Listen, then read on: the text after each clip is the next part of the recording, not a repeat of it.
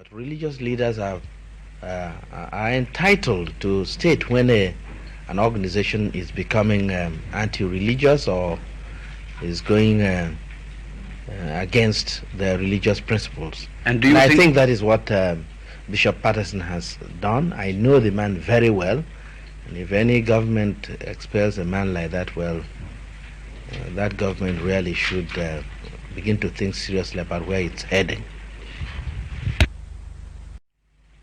We hold the view that religious leaders should condemn practices that they consider to be irreligious. Although, of course, we are opposed to religious politics. By that we mean religious organizations setting up as political parties and campaigning openly or covertly to win candidates in any election. Ikenga. Oh, Ikenga.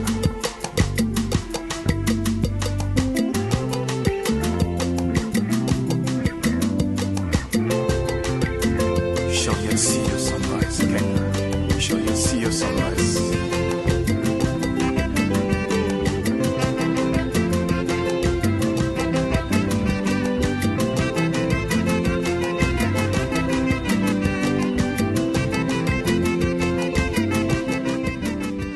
The eastern region of Nigeria celebrated the inauguration of its newly elected parliament on December 23, 1959. The ruling party in the region, the National Congress for Nigeria and the Cameroons (Ncnc), celebrated another famous victory in a trend of dominance that had now spanned 13 years since the creation of the region in 1946. The region's new premier, a young medical doctor, Michael Iheonukara Okpara, took the oath of office and began a tenure that propelled a man who had till this time operated under the shadow of his political mentor, Dr. Nnamdi Azikiwe, into the forefront of governance. M.I. Okpara was no stranger to the corridors of power. For close to a decade by this time, he had served as a cabinet minister in the Eastern Region government in a number of portfolios. Now he stood at the helm. As he walked side by side with his wife, Mrs. Adamu Okpara, at the inauguration ground, the gaiety and ceremony would belie the enormous task that lay ahead of the new premier.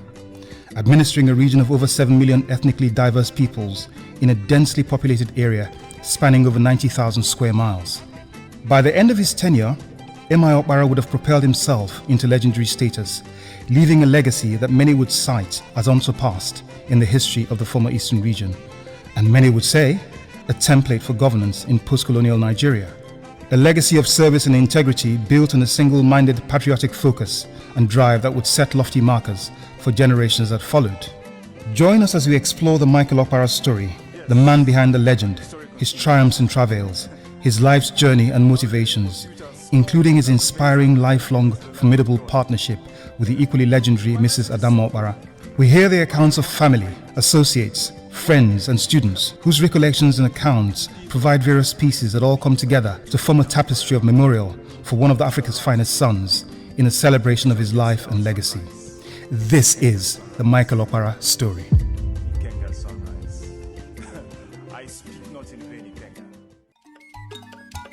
Michael Okpara's ancestral origins were in the rustic settings of the village of Umuegwu in Afugiri, near Umuahia in the then Southern Protectorate of the recently amalgamated nation of Nigeria.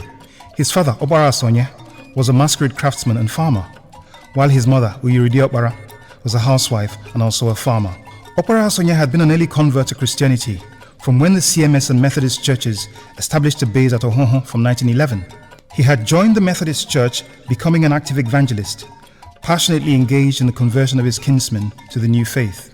Around this same time, as a colonial infrastructure was being established and a new wage economy subsequently entrenched, he joined the services of the railways, working at a substation at Isiago. It was at this time that Okpara Sonye got married to a young woman from the neighboring village, Ofumezike, whom he affectionately named Uyiridia, meaning in the image of her husband, which she duly answered throughout their marriage.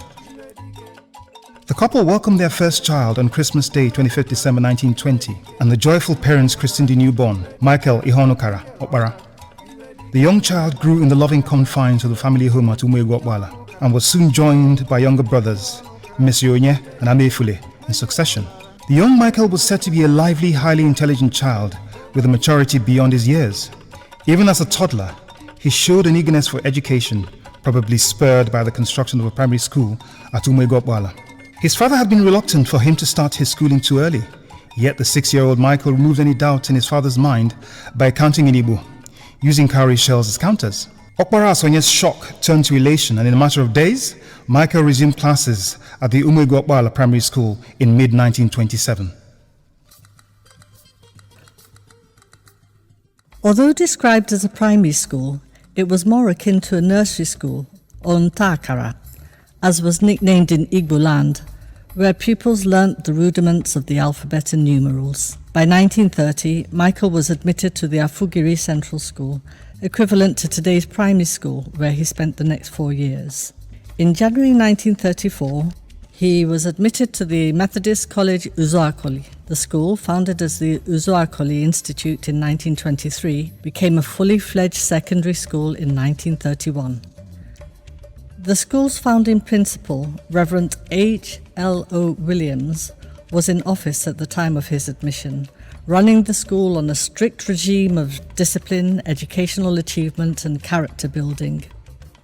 Williams had almost single-handedly built what was to become a centre of academic excellence from a clearing in the forest at Uzuakoli. He was said to remember the names of every one of the 300-plus students at the school. Some of Michael's contemporaries at the school include several names that were to loom large in Nigerian history in the following years.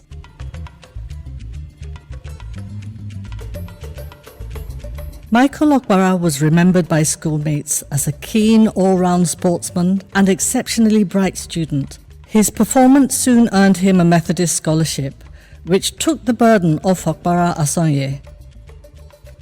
First year at Uzuakoli, Michael Okpara had pretty much set his sight on a career in engineering. However, much later, he was captivated by the spectacle of the legendary Dr. Frank Davy performing surgery on a patient at the Uzuakoli hospital. Davy's deftness in executing the procedure and his explanation afterwards that the patient's life had been saved by the procedure immediately inspired the young Michael to pursue a medical career. His new career quest was acknowledged and encouraged by two of the most influential individuals during his studies at the school, Reverend Williams, the principal, and his wife, the biology teacher, fondly known to her students as Ma Williams, who once admonished Michael for throwing up while dissecting a lizard, asking him how he could cope as a doctor if he was squeamish about a lizard's innards. A further inspiration for the young man was his English and music teacher, Mr. G.T. Hart, a Nigerian who the young student found a veritable role model for his intellect, sartorial elegance, and dignified carriage. Mr. Hart greatly encouraged his mentee to inspire to higher education and self-improvement, a lesson he took to heart. By the time Michael approached his final year at Uzuakoli, the practical path towards his achievement was soon resolved with visits to the school by a couple of distinguished old boys, J.C. Achara and W.N. Okezie, who would visit the school as described by Okpara's biographer Christian Ogoda thus: clad in immaculate white suits, speaking English with Oxonian accents, and behaving in a polished manner. These two gentlemen had one thing in common. They had attended the Yaba Higher College, Lagos, Nigeria's first tertiary institution. The sight of these gentlemen flaunting their intellectual endowments and professional achievements provided practical example of the trajectory of a successful ex-student. Of more significance were the courses of study available at the Yaba Higher College, which included agriculture, forestry, veterinary science, surveying, civil and mechanical engineering, and most importantly, medicine. This was a clear channel for realization of Michael's dreams of a medical career, since the only other channel available was study abroad, a difficult prospect, bearing in mind his family's modest means. The pathway to entry was an entrance examination open to the best two performing students in each school that proposed entrance. By the time Michael Okpara was in his 6th form and final year at Uzuakoli, there was no question that he would be one of the two candidates chosen. Thus it was that by 1940, he took the exams and passed with flying colours, gaining admission on merit.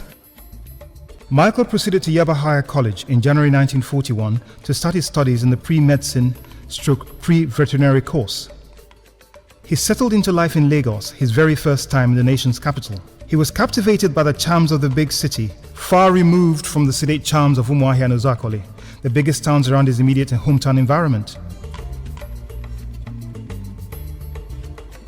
He made a number of friends amongst his schoolmates, such as Drs. Christopher Okoje, Justin Uku, and S.A.K. Ijoma, Professor Theo Gunlesi, and Dr. G.C. Mbanogo, the latter of whom became one of his closest friends, confidants, and political associates. The two men and other colleagues were constant study companions, as well as enjoying a social life that revolved around political conversations, old-fashioned banter, and a shared love of football. He's always liked to watch football games. It's always been one of his favorite sports that he supported.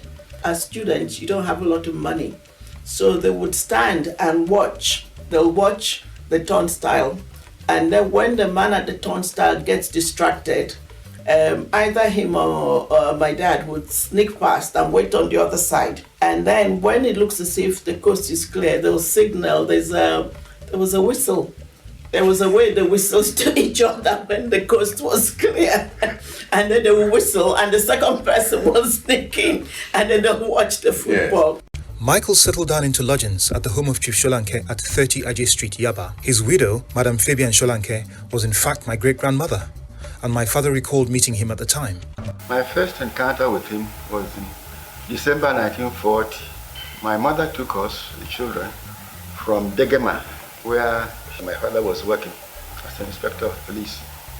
We came to Lagos to spend the Christmas with my grandmother, that is the mother of my mother, at number 30 Ajay Street. I was a small boy by then, playing around. So a couple of days after we arrived in Lagos, she said, "You children should go and greet your Uncle Mike."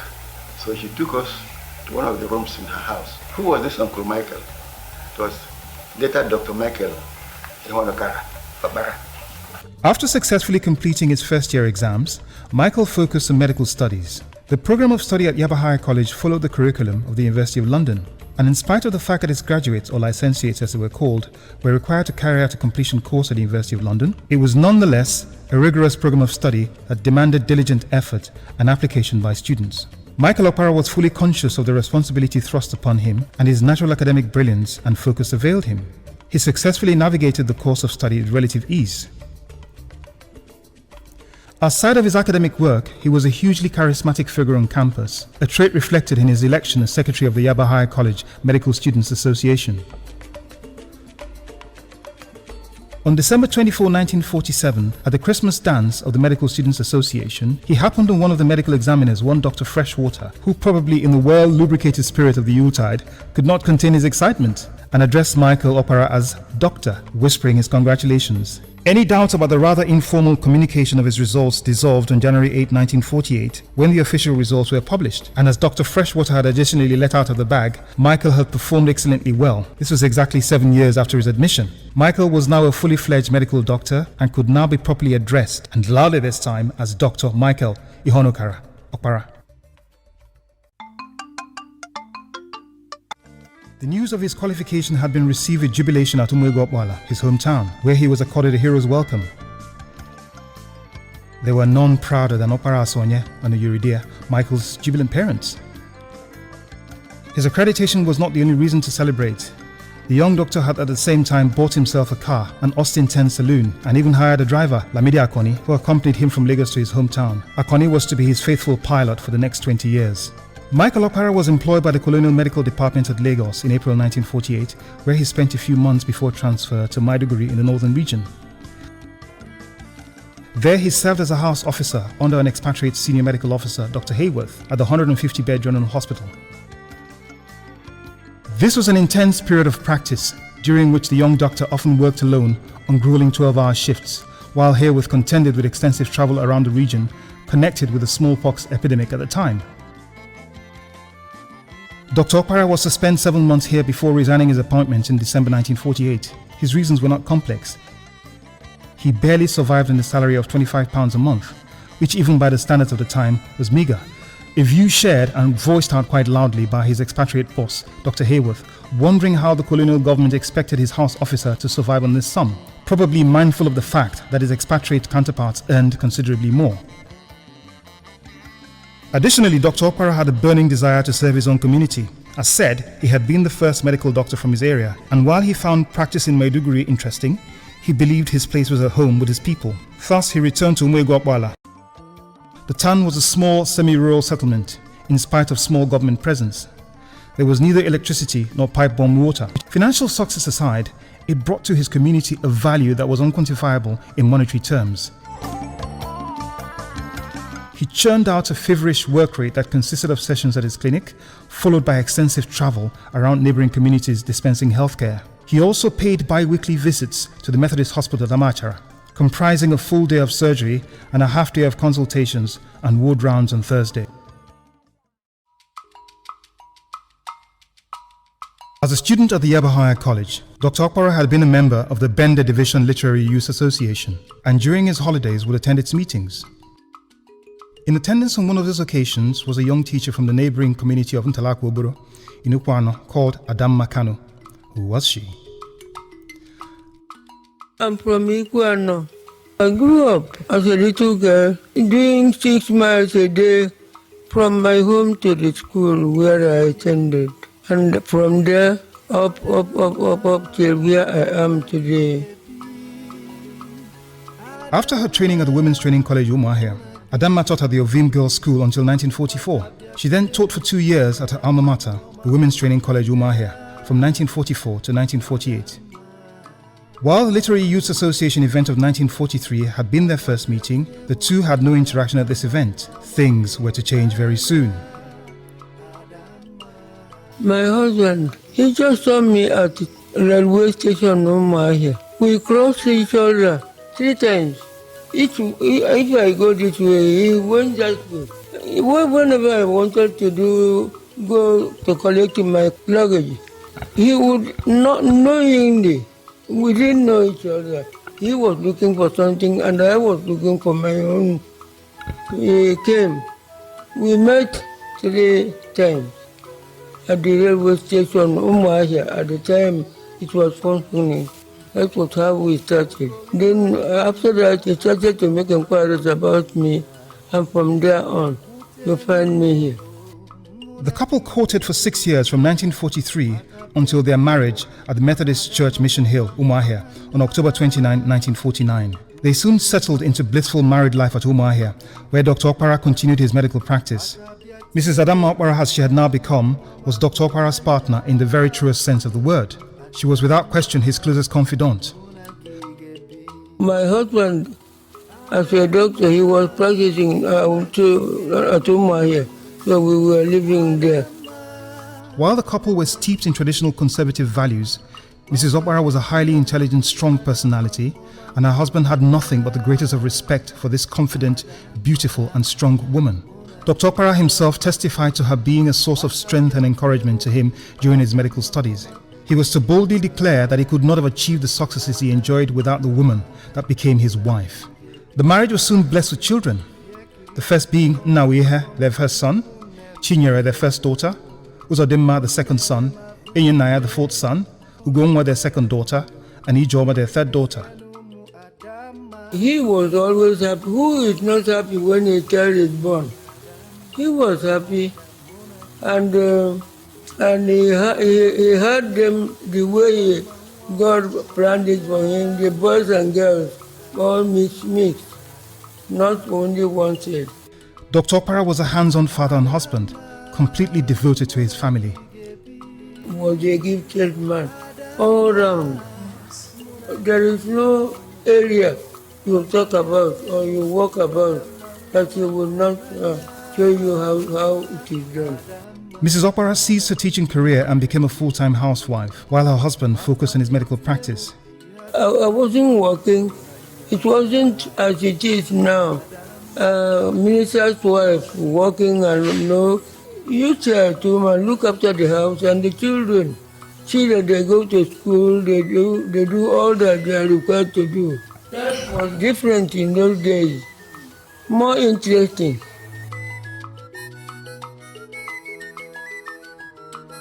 He had intended that at some point he would proceed to a specialist course based on the limitations of the licentiate qualifications obtained from the Yaba Higher College. However, fate was to intervene, and his life was to take in a significantly different turn of circumstances.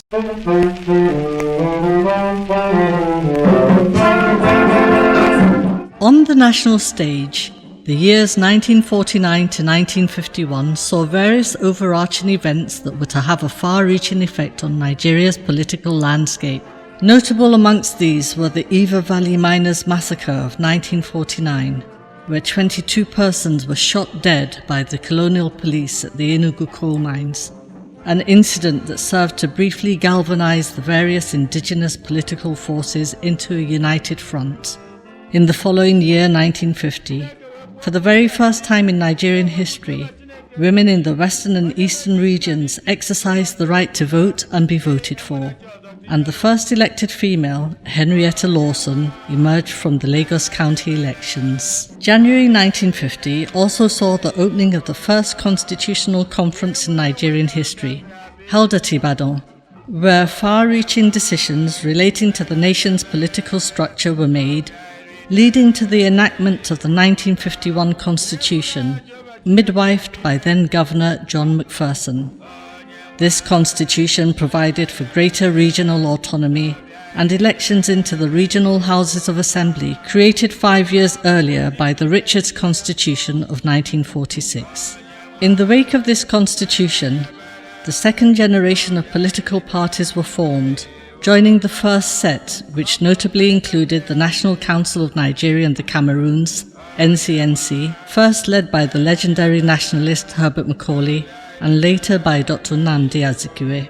New parties formed included the Northern People's Congress, NPC, jointly led by Sir Ahmadu Bello and Sir Abubakar Tafawa Balewa, the Action Group, AG, led by Chief Obafemi Awolowo, and the Northern Elements Progressive Union, NEPU, led by Malam Aminu Kano. The launch of these three parties, alongside several smaller parties, heralded the classic stage of Nigerian partisan politics, and the trends set then were to have far-reaching consequences on the nation's history. Dr Michael Okpara was an avid witness to these events. As far back as 1943, while a student at the Yaba Higher College, he had come under the spell of a man who would become his political mentor, Dr Nnamdi Azikiwe.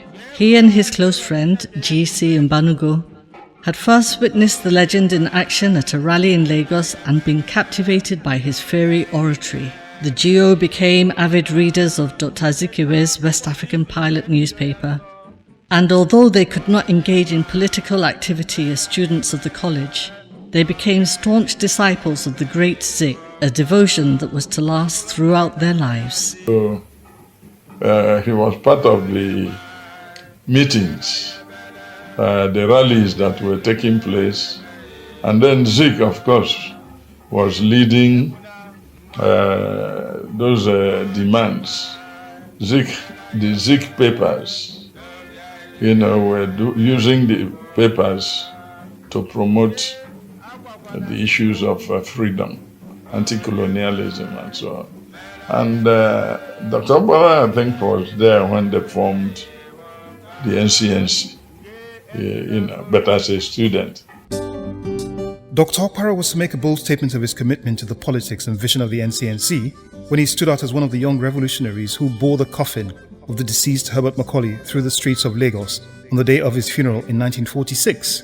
By 1949, while settled into family and professional life, Dr. Okpara immersed himself in community work, especially joining the Bender Divisional Union, a community association focused on development and mobilization with roots spread across the old Bender division. By 1950, he had become an active and visible member of the association, ferrying the chairman of the time, Oji Chukwuemeka, in his car around the division on union business. It was no surprise that by 1951, Dr. Okpara was elected as president. In 1951, I remember my father taking me to his clinic in Umaya,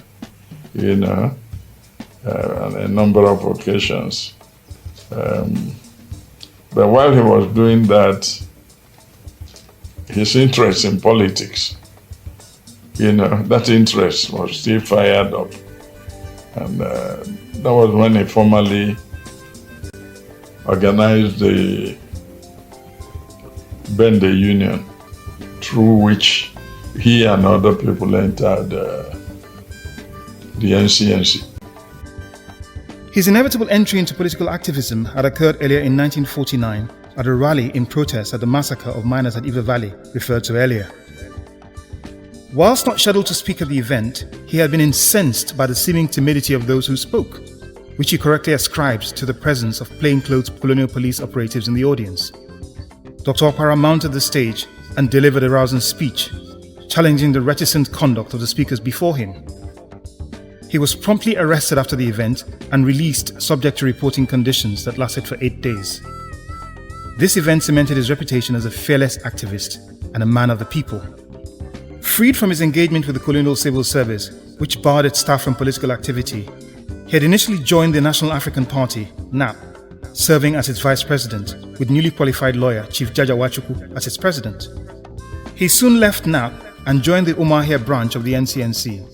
After representing the branch at the National Convention of the party at Kano in 1951, he was elected chairman of the branch in the same year. Dr. Okpara's sheer energy and intellectual capacity was recognized by the party hierarchy, especially Dr. Azikiwe, who became an admirer of the young talent, and his ascendancy within the ranks of the Ncnc assumed rapid pace. So, a medical doctor with a very humanist spirit, a spirit that wanted freedom.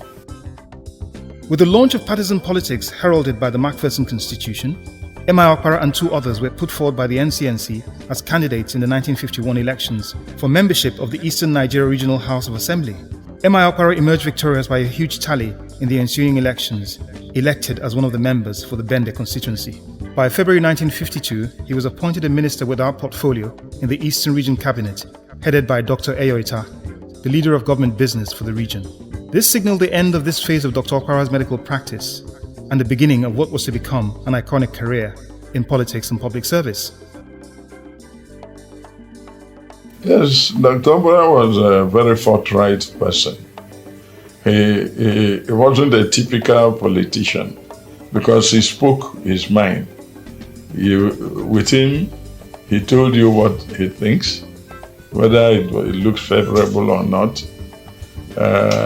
And then he had a passion in doing the things he wanted to do. His service to Eastern Nigeria, in any case, was a very passionate one. One of his first assignments was the 1953 Eastern Region Census, a major undertaking that involved organization of logistics and public enlightenment. However, an event was to occur in the same year that sorely tested the erstwhile unity of the Ncnc, and M.I. Okpara found himself involved by circumstance. This was the Eastern Region Crisis of 1952-1953. The genesis of this was that the Ncnc, having fairly consolidated its hold on the Eastern Region by winning 65 of the 84 seats contested, felt itself well placed to take control of the Western Region House of Assembly. Yet while the Ncnc won all the Lagos seats to a total of 36 seats, Lagos then being part of the Western Region, the Action Group won 44 out of the 85 seats contested. However, this did not amount to the 2/3 majority required for victory. The deadlock was resolved when a number of independent candidates, such as Adisa Akinloye and Adeola Odutola, aligned with the Action Group, giving it the 49 seats required for victory in the elections. The Ncnc felt a sense of grievance at these results. However, the outcome was conclusive, but then it got worse. While Dr. Azikiwe had been elected as member for Lagos, thus making him eligible on the electoral college system of the time to be voted for to ascend to the Federal House of Representatives, the Action Group in the further slate of hand voted for 2 other Ncnc candidates, Abubakar Alorinimbe and Adeleke Adedoyin, to proceed to the Federal House of Representatives. The 2 said members confounded their party leader by neither agreeing to step down nor allowing him to go in their stead. By this result, Dr. Azikiwe was reduced to the post of leader of the opposition in the Western House of Assembly, which in truth was a comparatively low-profile, inconsequential position. Things were to deteriorate within the Ncnc. Later on, at the Ncnc convention in Jos in December 1952, Dr. Azikiwe required all 9 regional ministers in the Eastern region, including Dr. Iheonukara, to submit their resignations towards reappointment by the party, which they did. However, 6 of them, including Dr. Iheonukara, E.I. Uli, S.W. Ubani Okoma, R.I. Uzoma, E. Koripamo, and S.J. Una, discovered that they would not be reappointed. Thus, they informed the Lieutenant Governor overnight of the withdrawal of their resignations. 2 ministers who maintained their resignations were Dr. Michael Okpara and MC Ogwo. A vote of no confidence in the regional leadership was moved and passed by 60-13 at the conference. The 6 ministers who withdrew their resignations became known as the Acetate Ministers, who later formed the Nigerian Independence Party, NIP, They were to be joined by Dr. Jajawachukwu, Dr. Akanuibiam, and Dr. Udoma, who had resigned from the Ncnc in protest. An inter-party rivalry within the eastern region now ensued between the Ncnc and the admittedly smaller NIP, which had merged with Dr. Alvan Ikoku's United National Party. Dr. Azikiwe's West African pilot even ascribed derogatory nickname, the Nippers, to members of the NIP. Fresh elections for the Eastern House of Assembly were held in December 1953. The Ncnc won with a landslide and saw Dr. Azikiwe return to power as Premier of the Eastern region. In the aftermath of this crisis, Dr. Okpara remained within the Ncnc structure. A bold and true lieutenant who would even tell his leader in selected words if the leader was going wrong at any point in time. And so he and Dr. Azikiwe got on very well. The first test was when there was the Eyeta crisis in 1952, and then Ncnc asked the Eastern ministers to resign from government so that the House will be dissolved and Zik re-elected, because Zik went to Lagos. He could not get to the Western House of Assembly. He was thrown out by Awolowo, and so Zik should come to the East, his hometown. The party asked Eyeta, who was the leader of government business, to resign with his cabinet, so that Zik, as the leader of the party, would contest and be appointed the head of the government. And then Eyeta refused to act. And then his ministers were asked to resign. Some ministers refused to resign in obedience to Eyeta. But Dr. Okpara, Ogo, and MC Ogo, and a few others were loyal enough to offer their resignation. And so when eventually the majority of the House forced a dissolution of the House of Assembly, and then Eyeta and his people lost their seats. Okpara contested election, and then Zik contested. Zik now became the leader of government, later to be the head of government. And he remembered his close relationship with Okpara. He remembered Okpara's loyalty to him. He remembered Okpara's faithfulness to the party. And so that warm relationship continued. An impact of the departure of some of these admittedly senior members of the party was that he ascended further up the party hierarchy, and upon Dr. Azikiwe's assumption of office as Premier, he was assigned the health portfolio in 1954. The Eastern Region Cabinet comprised a genre of highly gifted, motivated technocrats led by Dr. Azikiwe himself. By 1955, this was crucial as the region had the lowest internally generated revenue among the three regions. It needed their energies. Spearheaded by Dr. Azikiwe and Sir Louis Ogochukwu, who toured Europe and North America marketing the region, the leadership soon embarked on an investment drive, actively seeking foreign and indigenous investment in the region. By that same year, the region invested £7,500,000 in various sectors of development, pursuant to the 1945-1955 National Plan. M.I. Okpara, the Health Minister, brought what was to be widely acknowledged as his legendary energy and drive to the fore. He devised a comprehensive healthcare plan for the region, focused on investment in primary healthcare, an area in which he had deep insight. His experience of the dearth of investment in healthcare infrastructure by the colonial authorities grounded the targets he set for himself.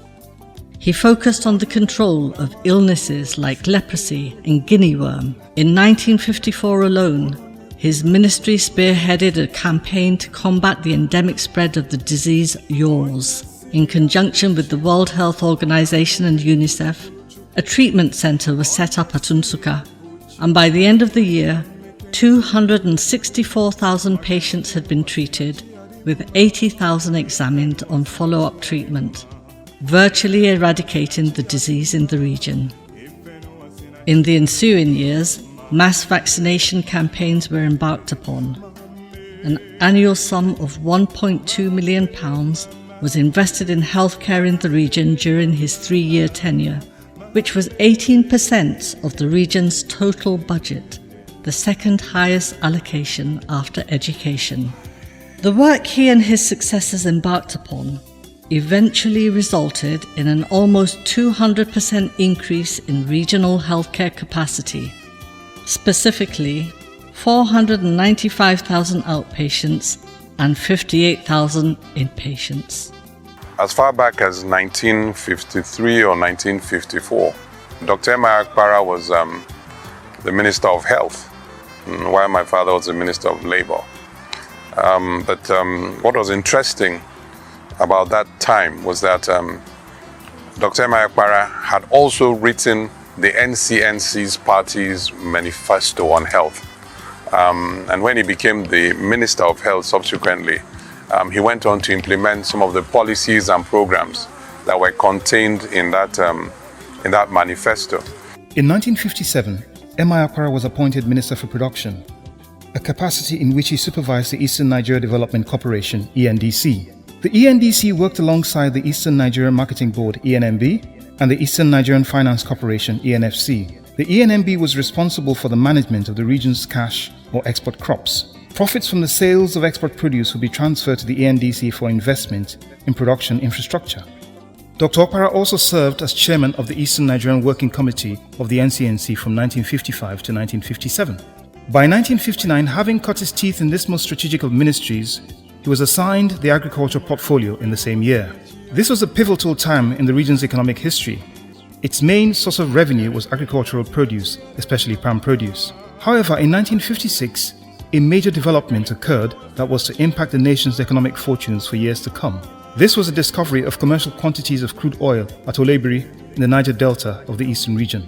This discovery was positioned to transform the eastern region's economic fortunes until a change in the revenue allocation formula took place at the Lancaster Gate Constitutional Conference of 1957. Additionally, Shell Darcy Petroleum, which had spearheaded the discovery of oil, were in the process of constructing a refinery at Alesa Eleme in the region.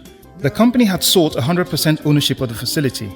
However, M.I. Okpara and S.E. Imoke harbored reservations about this, which they promptly addressed to the central government. When oil was discovered in Olebiri, two things happened that struck me. One of them was that the federal government changed the revenue sharing formula. So there was a constitutional conference where in 1957 where the revenue sharing formula was amended because of as a result of the discovery of oil in the eastern region. And that derivation formula was immediately changed to the disadvantage of the region.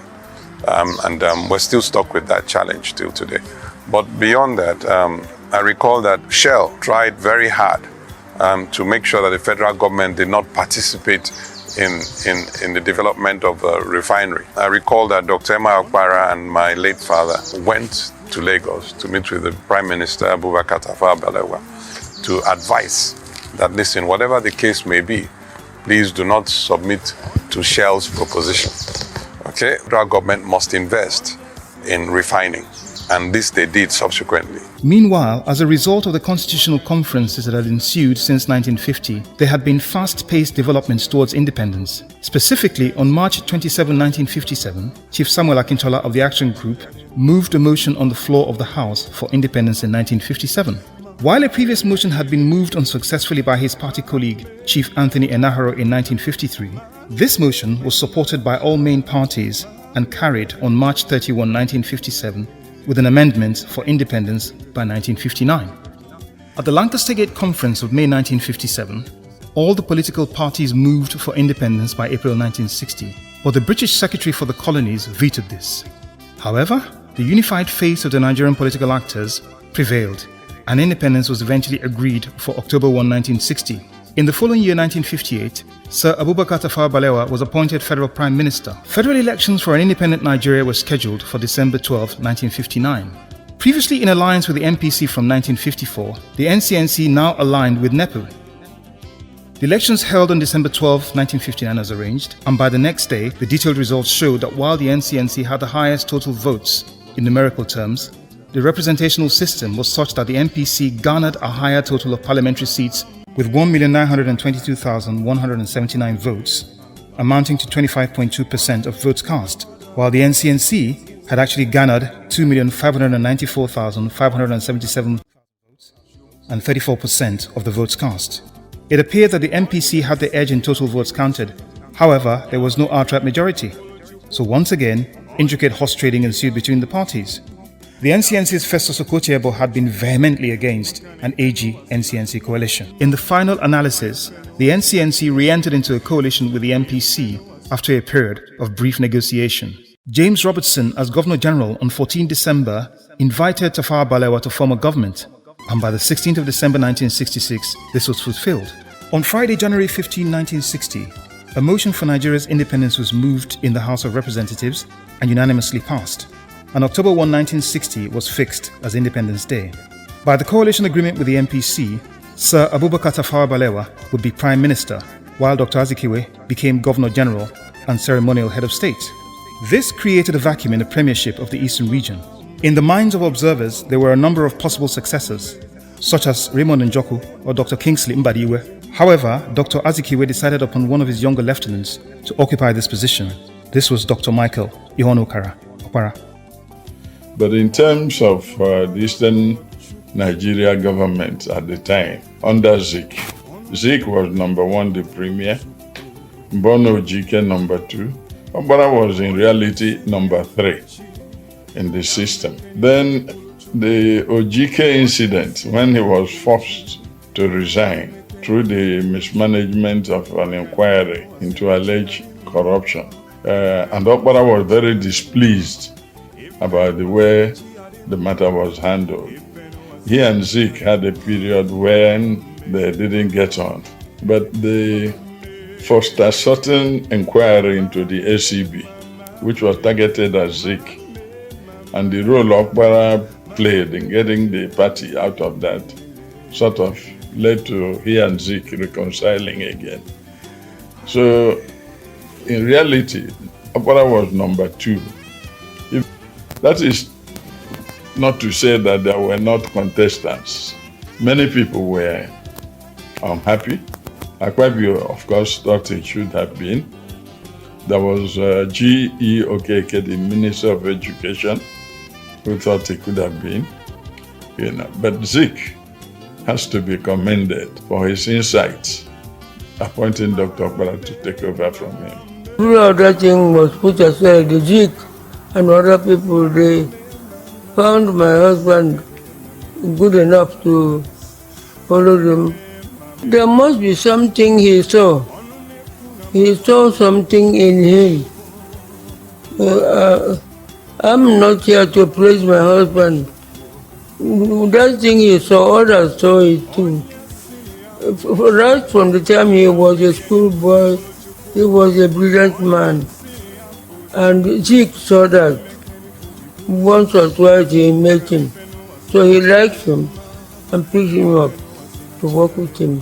While he was relatively younger than most members of the party hierarchy, it has to be repeated that with the departure of certain members and the resignation and later demise of Chief Mbono Ojike, Dr. Okpara moved into the number 2 position in the party hierarchy after Dr. Azikiwe. Thus, on December 23, 1959, His Excellency Dr. M.I. Okpara was sworn into office as Premier of the Eastern Region and Head of Government. Ore and coal for an integrated iron and steel industry.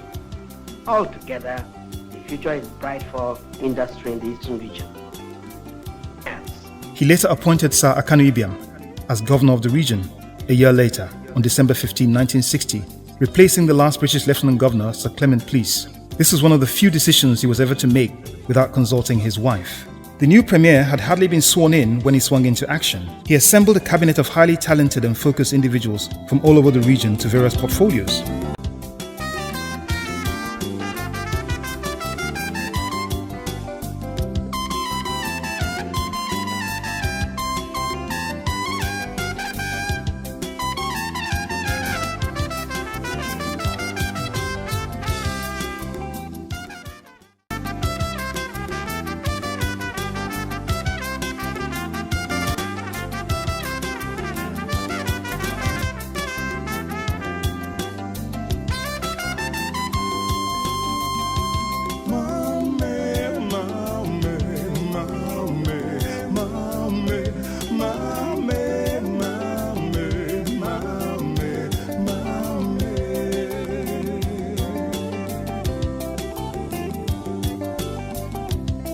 Onu nekuna mada bro Chukwu. Onu nekuna mada bro Chukwu. Onye sini ya buchi, nyamekeni foji bulu Chukwu.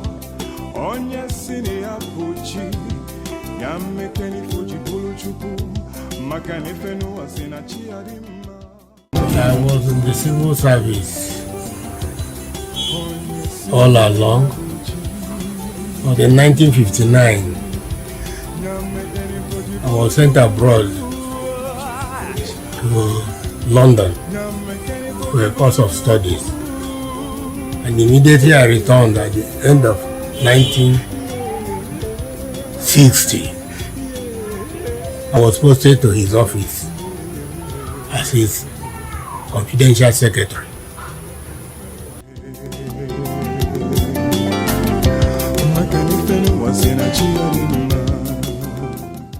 That was my first encounter.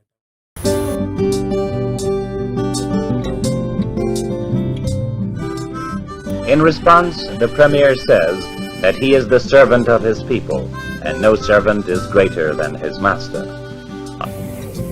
Philosophy of the Ncnc under Zik was, well, I think the pilot, Zik's main newspaper, showed the light and the people will find their way. Dr. Okpara, in his own case, had a philosophy of joining the people to lead the way, lead them to find their way. He didn't merely show the light, he got down to the ground and joined the people and led them to find their way. His training as a medical doctor made him humanistic. So he had a human philosophy. So, and what humanism does is that humanism tells you that development must be centered about human beings, not about things, or brick and mortar. It must be about the development of the individual. Emeka Okpara was a nationalist. He wasn't a regional leader, and a lot of them were nationalists. You could always think of Zik as a guy you could do a deal with. Okpara will bring strength to deal with you without failing to realize that politics is the art of the possible. So clearly, his style of governance was one, his views were very nationalistic. Secondly, he was focused on development of the region.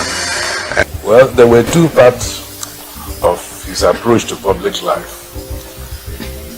He thought the people were important.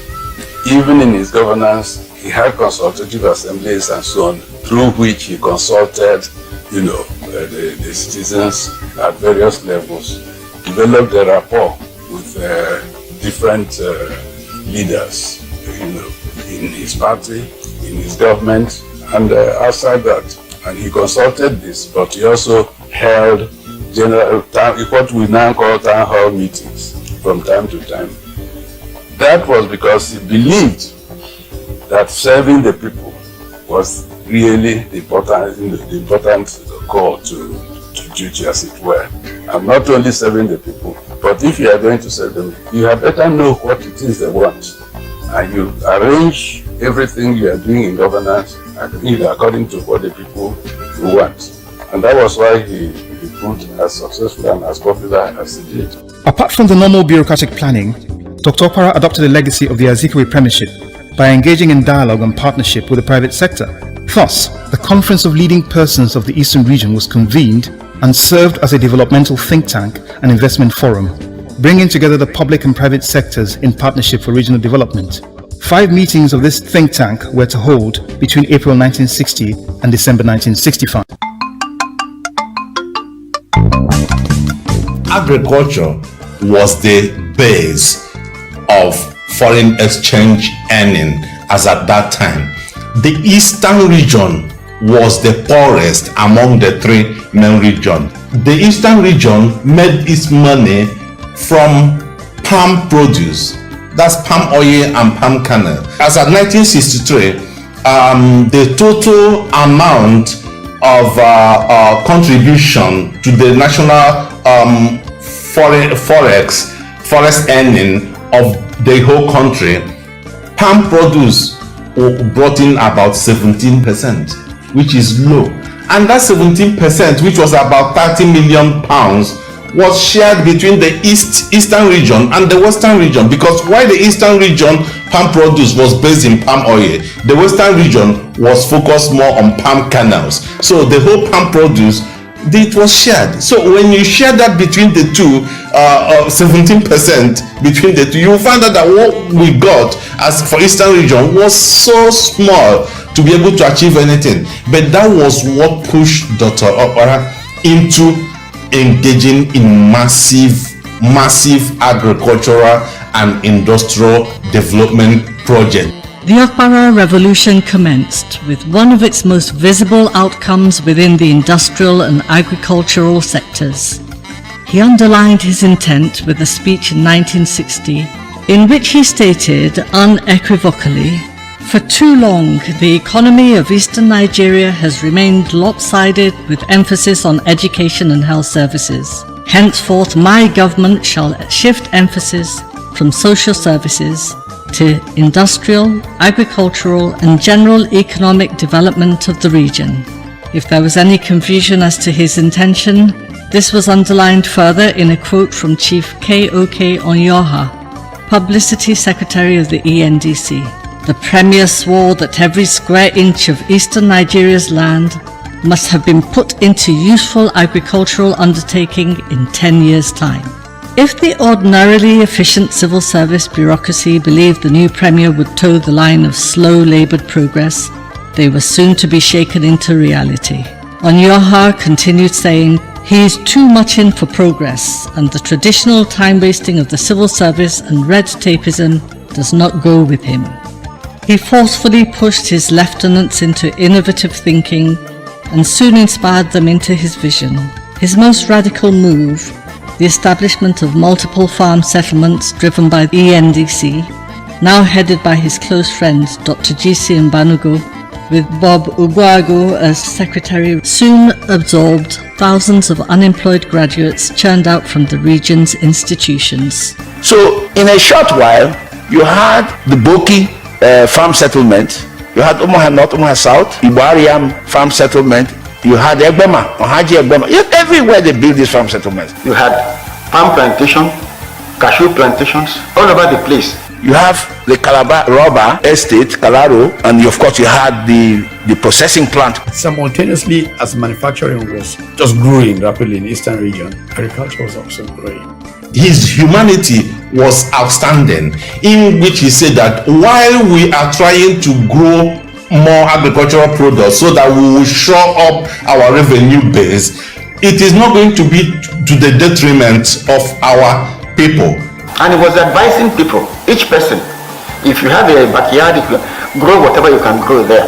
Whatever you grow in your compound, you don't have to buy. We should also see to it that whatever we are producing is also leading to ensuring self-sufficiency in food production so that our people will have food on their table. An egg for a penny, available to every child. It was a basic, fundamental thesis in food security. So the cost of living was relatively low in the old eastern region because everybody was producing part of what they were eating. This was not mere lip service. From 1960 and in ensuing years within the ambit of the region's 1962 to 1968 development plan, huge investments in agriculture were witnessed. The region's total budget for the plan period was £36,821,000. Within this, the lion's share of £22,784,000 was allocated for tree crops towards export, while food crops followed with £2,795,000. The returns were soon clearly seen. The ENDC established large-scale and viable cocoa estates at Ubani Beku, Uzitem, Arochukwu, Ikom, Abia, Boje, and Bendegayu. Oil palm estates were established in the Calabar province, the Kalaro and Okafor estates, as well as Elele, Amakabam, Uzitem, Arochukwu, Mkporo, Eket, Ikom, and the Owerri division. 90 pioneer oil mills were established across the region. Other establishments included rubber plantations at Amakabam, cashew estates at Ajali and Owe, and a piggery and sheep pen at Obudu, where the town was to host the administration's establishment of the Obudu Cattle Ranch.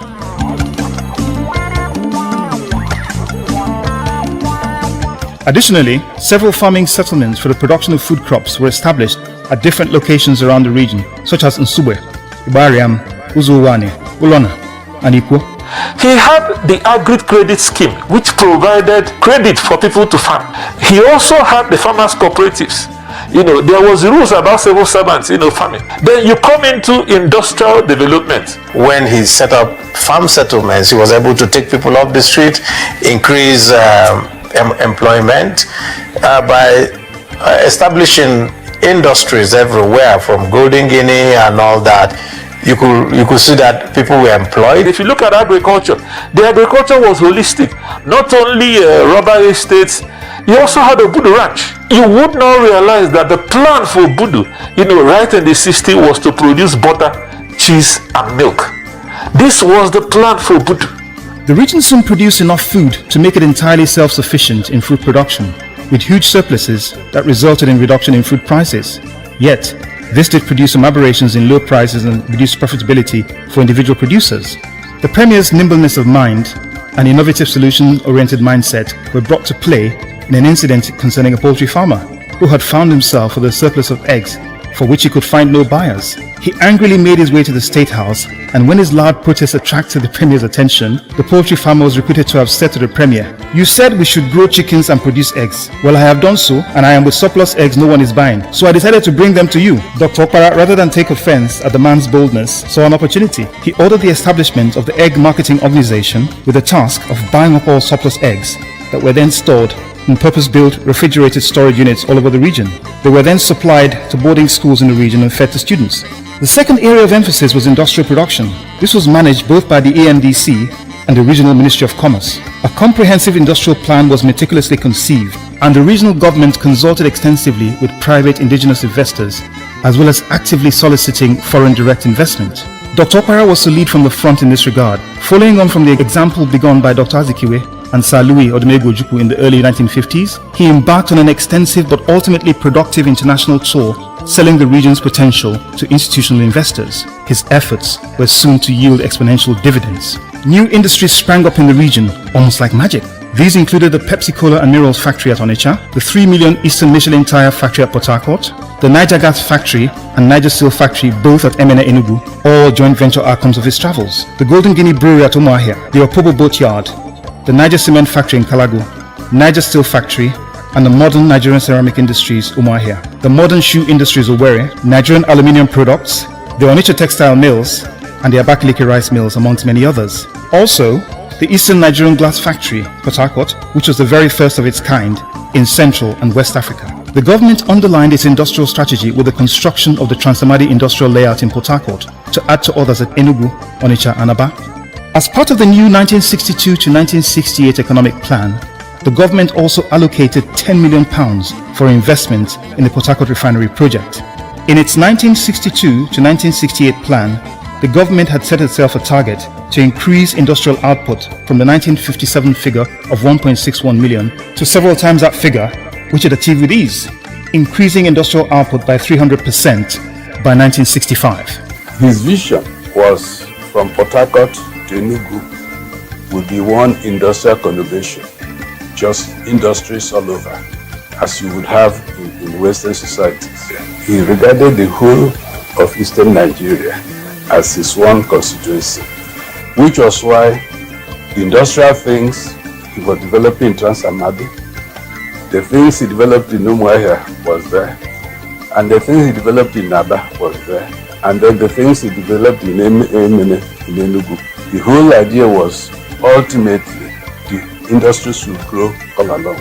But he did not abandon the non-Igbo areas. In Cross River, Akwa Ibom area, because we were the sparser part of the region.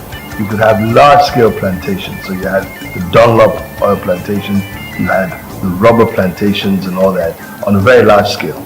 You know, where he developed a shoe factory.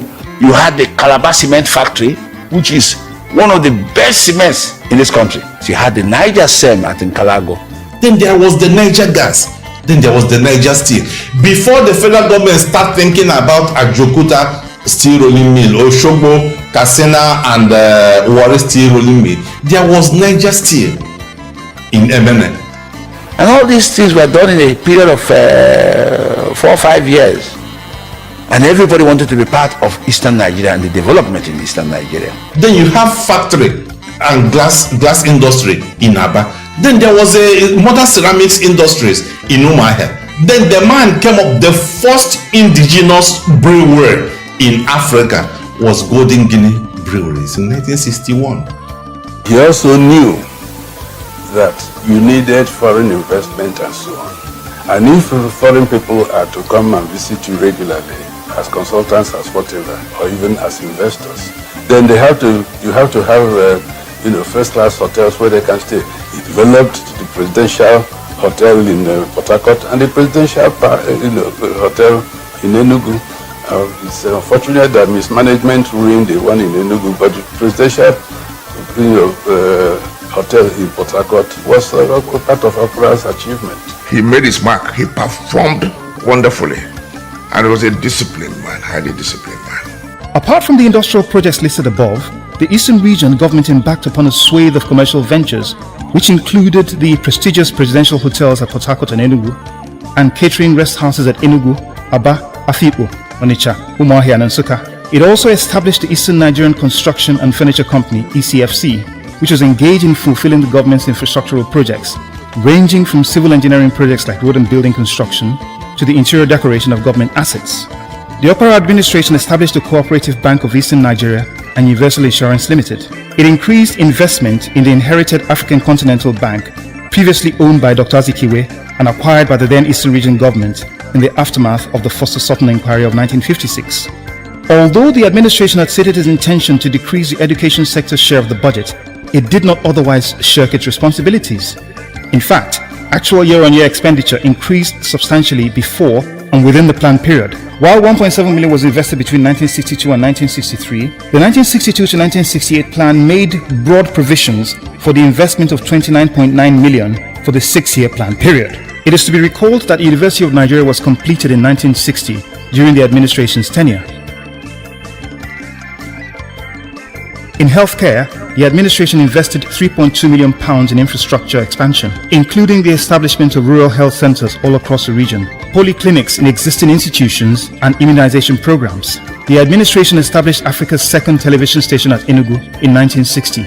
A few months after the first, the Western Nigeria Television Service was established at Ibadan in 1959. After independence, I got back to Aba. Getting back to Aba, I got invitation from NBC, Eastern Nigeria Broadcasting Corporation. That was the second television station in Nigeria, but first station was Western Nigeria Television Service. Western Nigeria, when I was first in Africa, they called themselves West in Africa when they started Western Nigeria Television in Ibadan. Then Eastern Region, when I came now, we started this one now, which invited me to join EMBC. We told them, oh, now second row, none. They call WNTV, first in Africa. Then we started the one at Enugu in Eastern Region, called Eastern Nigeria Broadcasting Service, EMBC. We said second row, none. That was when I started my revolution, now when I was employed as a senior producer.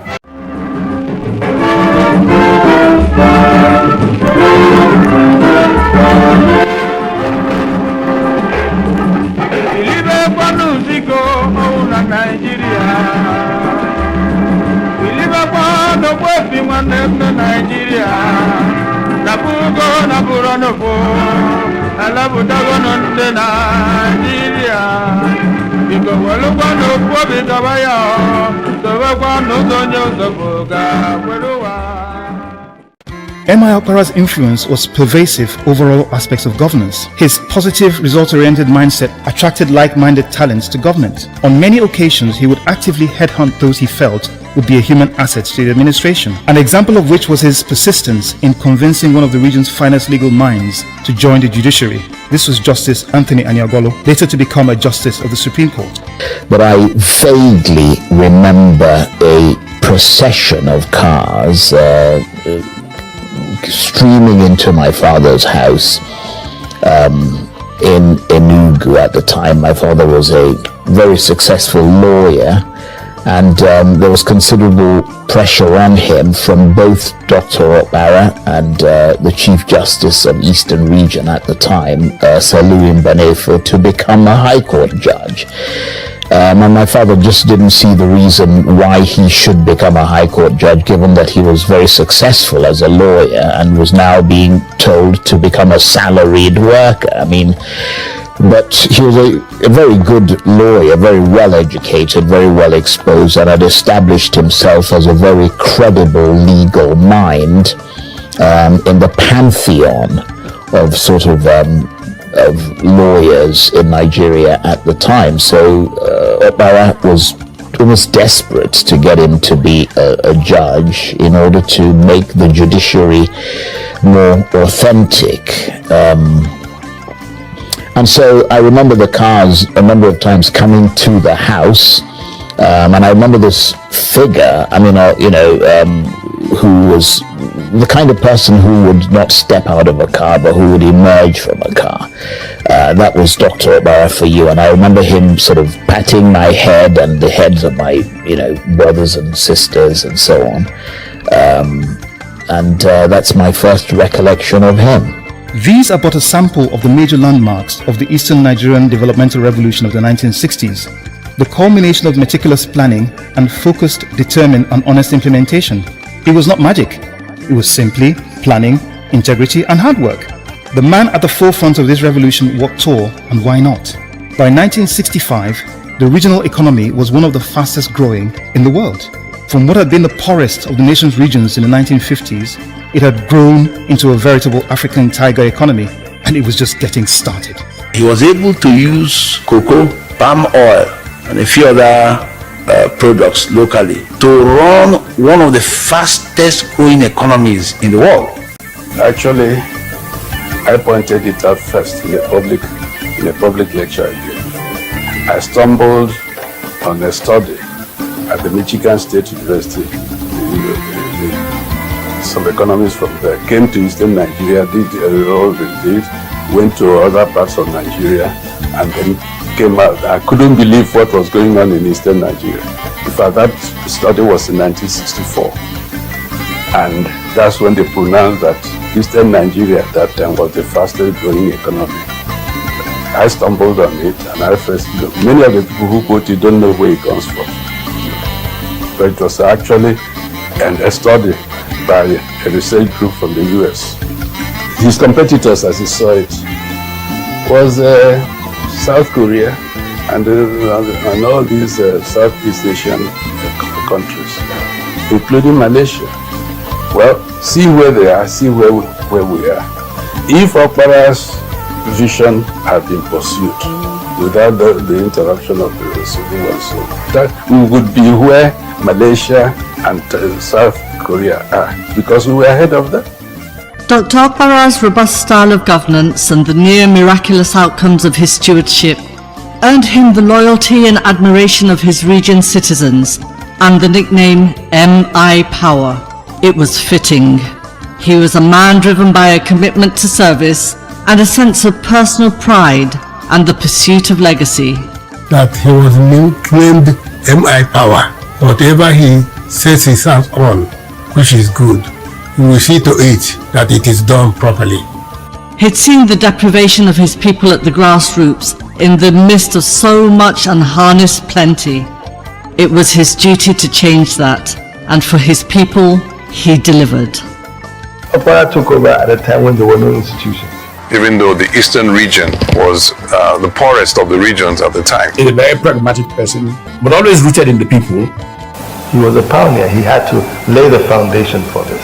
Like that, as if he was so, he was in such a hurry that he wanted to do so much. Nowhere in his kingdom that his feet did not touch, for them to know that somebody is coming. Somebody is wants something to do. Wherever they went and then they found that something was lacking for a community, they encouraged them to, it was an empowerment of the community so that they left a legacy. And leaving a legacy means that you didn't have oil money, but you were able to try and build universities, give scholarship to people. You picked up the phone and the phone worked. Light, you switched on the lights, there was light. And it was a disciplined man, highly disciplined man. A hallmark for most observers was the sheer integrity of the administration he ran. There was a clear system of transparent governance, and as an individual, there were no questions or doubts as to his personal integrity. Aside from the assets of office, such as his official car and accommodation, he led a fairly modest existence. He owned a small piece of land at Oguinugu, bought before his appointment as a minister. He subsequently purchased a property at Umuahia with a mortgage loan obtained on competitive terms, repaid monthly from his salary. In a conversation with a colleague who congratulated him on his house at Umuahia, he responded that the bank was the house owner, not him. These words were to ring true a few years later. So he had that uncommon passion, and he did it selflessly. Of course, the story is common.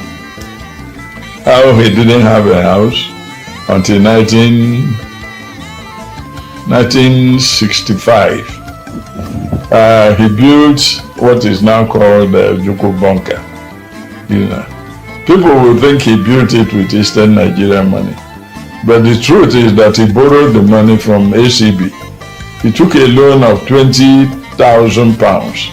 That's the premier of Eastern Nigeria had to borrow money to build his first house in Umuahia. £20,000 from ACB. Unfortunately, he didn't live there long. That house was just completed in 1965. He must have spent Christmas there.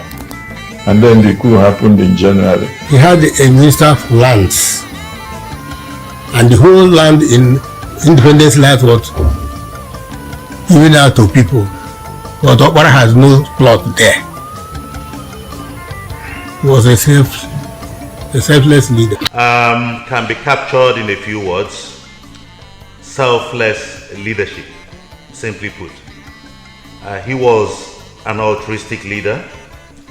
MI power, as he was also known, was not materialistic at all. He cared more for his followers, for the led, rather than for himself. He wanted to leave a legacy, a sustainable legacy, and he didn't want it tainted by corruption. In fact, he had a complete disdain for unnecessary acquisition, materialistic wealth. Truth was that he was an honest man. He was really a nationalist. He didn't make money in the government. He didn't for minister for about 6 years and premier for about 6 years. He was a totally honest man, unlike the present vandals and criminals and looters we have in government who enrich themselves. All of us went into government as nationalists. What we went into government was for and with what we can give, what we could give, and not what we could take. That is the difference. There was a culture there amongst all of them to leave a legacy for the future and to improve the lot of the people that they were leading. That was the prime thing in their minds. It wasn't to acquire wealth. On the party front, M.I. Okpara continued Dr. Azikiwe's active encouragement of the party's women activists. I remember him saying, you need to have some women in your cabinet, and you must have women. So from that early age, they both had a lot of respect for the importance of women in politics and in leadership. And they had a lot of that, the respect they had for women in politics and their advice, and they felt they had a lot to contribute. It's something that I sometimes find is not so common these days. One of the things I remember was they didn't, when they came to making a decision, they always said in Igbo, which you interpreted, it says, let's hear what the women think. What impact is that going to have on the women?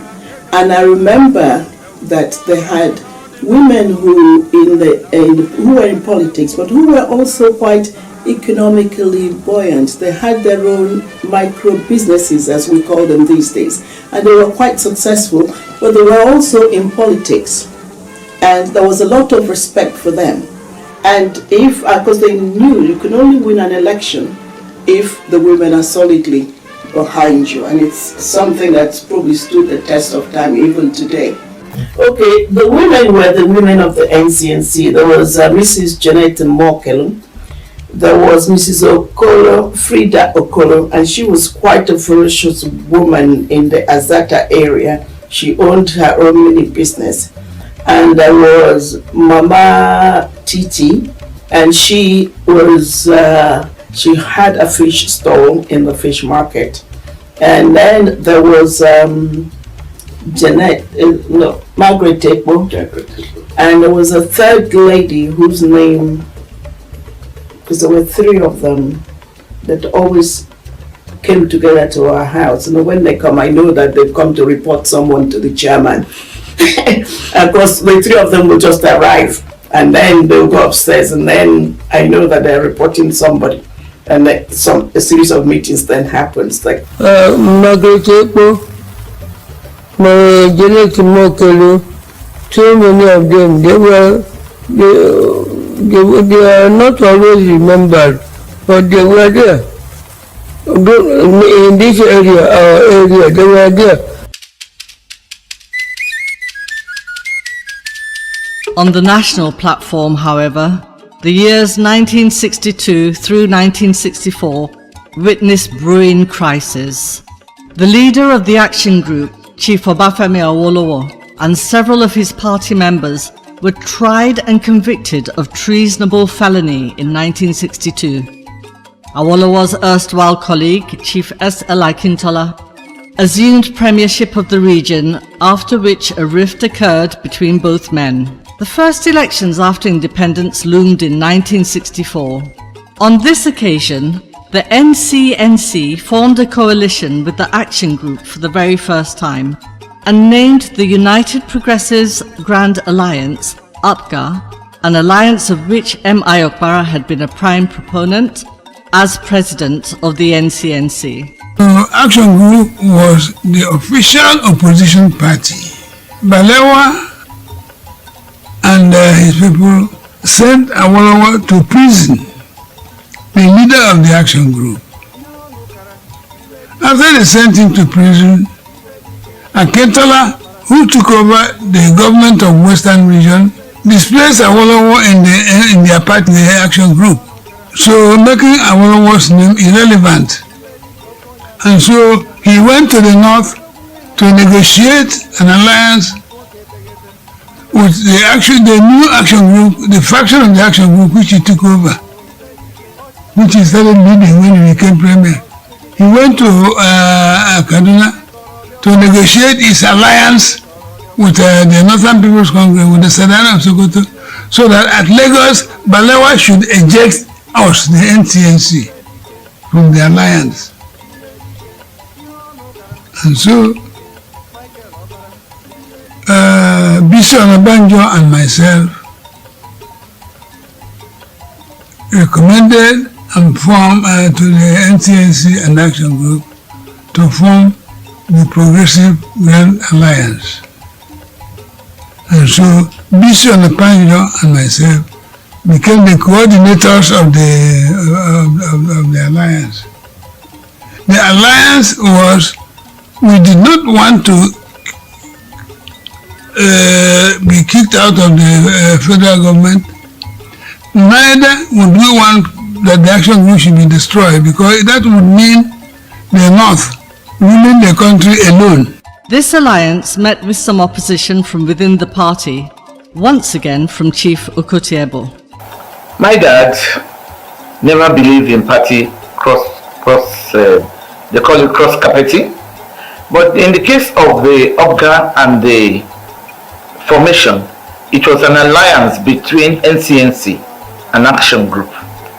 And don't forget that Action Group was strictly in the opposition against Ncnc and NPC. which was the predominant northern party. And my dad refused to join, even when his mentor, Nnamdi Azikiwe, and his great friend, Michael Okpara, were going to join Action Group. He refused. He felt that it was not something that would work because of different philosophy, and he made it very, very clear. And in writing, which I read very well, because I understood a bit of it as a child, but now that I read his records, he actually made a public statement to the Ncnc that he should not be a suspect because he will not join OPGA, but that his own staying as Ncnc is because he felt that his principles do not agree with that of the Action Group, and so he remained resolute. And he also did tell them that it will not work, but that did not stop communication. So one of the communications I read was telling Nnamdi Azikiwe, Chief Dennis Osadebe, who was the premier of the Midwest region, and Chief Michael Okpara, that they should not listen to rumors and people who want to spoil their relationship by thinking that he has an alliance with the NPC. Even though he has a lot of friends in the NPC, it was for the friendship was either personal or for a good working relationship for building up of the nation. Yet M.I. Okpara's determination prevailed. OPGA contested the 1964 elections against the Nigerian National Alliance, which comprised the NPC and its main partners, the Nigerian National Democratic Party led by S.L. Akintola. There was no question that the impending elections in the Western region were going to be volatile. The violence between OPGA and NNA supporters started long before the elections, but the campaigns continued. M.I. Okpara indicated his intention to travel to Ibadan to participate in the campaign, but was warned by several of his associates not to undertake what was seen to be a dangerous journey. In his usual way, he insisted on traveling to Ibadan. Background to this is provided by the fact that Chief Awolowo had been incarcerated at the Calabar prison in the eastern region. M.I. Okpara had taken steps to ensure Awolowo's comfort, even housing him in a private residence at night and ensuring all his needs were met as far as was possible. M.I. Okpara had also met with Chief Mrs. Hannah Awolowo after her husband's incarceration and assured her that he would do all he could to ensure her husband's freedom. M.I. Okpara also made sure to provide material support for the family of Chief Awolowo. And while they were not in any way indigent, it was greatly symbolic in a hostile environment for the family at the time created by political opponents to have the moral support of a faithful ally at this time. Awolowo was serving his imprisonment at Calabar in Eastern region, and so I was personally sent to Calabar to go and make an arrangement. And we made the arrangement that a house of a man from this place was taken over from the man. We asked the man to move away. It was a story building near the prison. So we hired this house. We took the Eastern government took this house, and Awolowo was staying there. And people didn't know that Awolowo was staying in the house. In the daytime, Awolowo would go to prison. He remained in prison. At 4 o'clock, after what they call lock-up in prison, Awolowo would go to just walk across to the place. All the crews and stewards and the chairs and attendants, everybody there, everything was provided by the Eastern government. And that was why he never ate actual prison food, because he only ate twice a day. He managed to take something in the morning, then the next thing he ate is in the evening. He doesn't eat in the afternoon. He didn't eat in the afternoon. So we took this care of him. Then the Eastern government of Dr. Okpara placed Awolowo's wife on a ministerial salary, and we paying her the same salary and allowances and perquisites as regional ministers were paid. She was also issued a car, official car, as the ministers were issued, and then her driver maintained by the government at Enugu. There was moral support between the two parties, of which Mr. Olo was now the leading member of the party. Although being as if he was keeping her for subsistence. No. When the two parties are cooperating towards a goal, there must be moral support for which is party. And I understand some people are saying that he was giving Mr. Olo some maintenance. No. There was more than moral support of one party with cooperation with the other to fight a common enemy, which was the NPC. And when Olo was in the somewhere in the east, Okpara was then the peddler. That was good rapport with them. That shouldn't be interpreted as if he was giving moral and financial support. No. Financial support can come in as a result of relationship between two parties for election or something. With this family, we are extending it too far. They are not indigent. If there was any support, it would be support for the progress or for the furtherance of the political party. Emeka Okpara arrived in Ibadan, and Chief Akintola's failure to grant him audience was of little consequence to him, as a massive crowd of party supporters welcomed him. He and Chief Mrs. Awolowo led the campaign rally, where he was carried shoulder high by party supporters. Afterwards, he was returned to Enugu without incident. He, as the chairman of Ncnc, toured around the whole country campaigning. But when we came to, and in each of these stores, I was always with him. When we came to Lagos, the tour built for the Western region, that is to Ibadan. The then Premier of the Western region, S.L. Akintola, issued and gazetted a notice that all political rallies are banned. What Dr. Okpara said to his followers, ban or no ban, to the west we must go. We went to Ibadan, the whole of the Western region, went to the government house. Akintola was nowhere to be seen. He signed the visitors book. Then went to Ogbomoso, his own town, went to his house. He was nowhere to be seen. He signed the visitors book and carried a successful campaign in Ibadan and in the Western region. The elections were fraught with irregularities, and UPGA candidates complained of manipulation of the electoral process that saw 30% of the NNA's candidates returned unopposed. Violence erupted in response to the alleged injustice.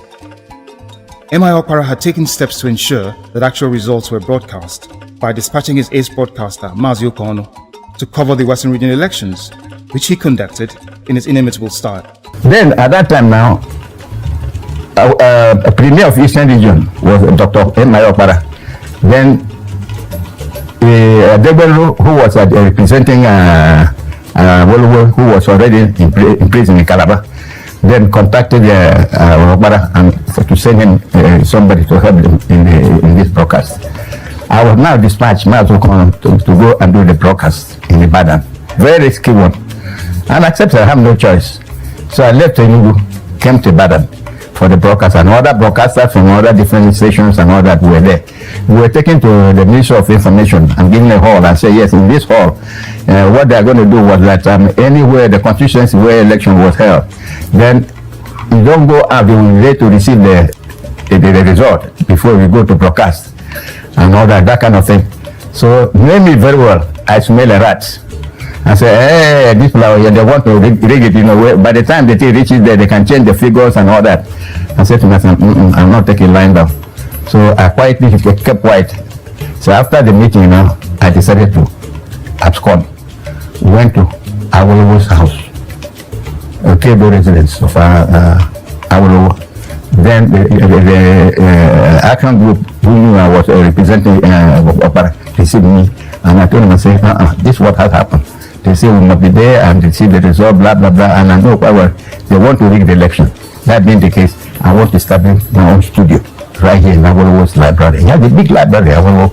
I want to establish my own studio here and connect it to AMDC Enugu studio, so that whenever the election the result come out from any constituency, then we with the action group of my people would now phone me. We had 3 telephones, so they phone me so that we beat them to the game.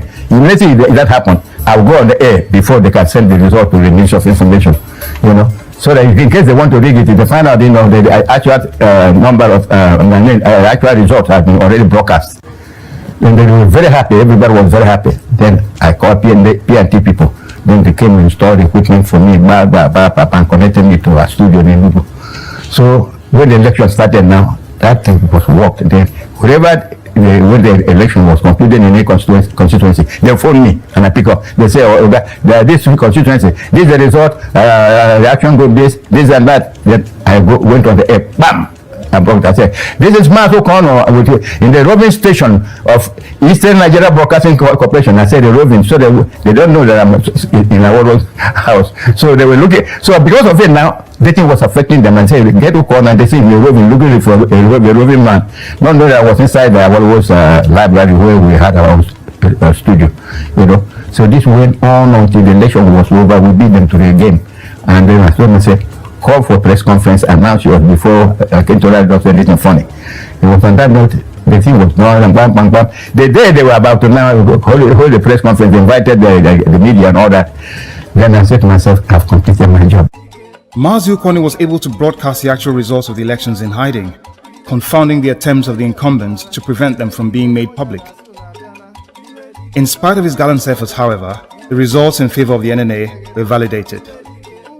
The silver lining, though, was the experiment in alliance between the Ncnc and the AG, one that had never occurred before, and which Dr. Okpara and Action Group chieftains had to all intents and purposes dealt with each other in the utmost good faith, in spite of the eventual outcome. At the national level, the election results pointed once again to an NNA win. For a brief period, Dr. Azikiwe refused as president to accept and pronounce the results, until so compelled, subsequent to a meeting with the General Officer commanding the army, Major General Welby Everard, and others. However, the seeds of conflict had been sown. Violent protests erupted in western Nigeria, and while the Ncnc led by Emeka Okpara prevailed in rerun elections in the eastern region, there was tension in the air. The year 1966 was ushered in with the eastern region celebrating the opening of the Niger Bridge in the first week of January that year. The prevailing uneasy calm was to be shattered in the early hours of January 15. In summary, a group of young middle-ranking officers led by Majors Emmanuel Ifajuna, Chukwuemeka and Wale Ademoyega attempted an overthrow of the civilian government. Prime Minister Abubakar Tafawa Balewa, the Premier of the North, Sir Ahmadu Bello and his wife, Premier of the West, Chief Samuel Akintola, and the Minister of Finance, Chief Festus Okotebo, were killed.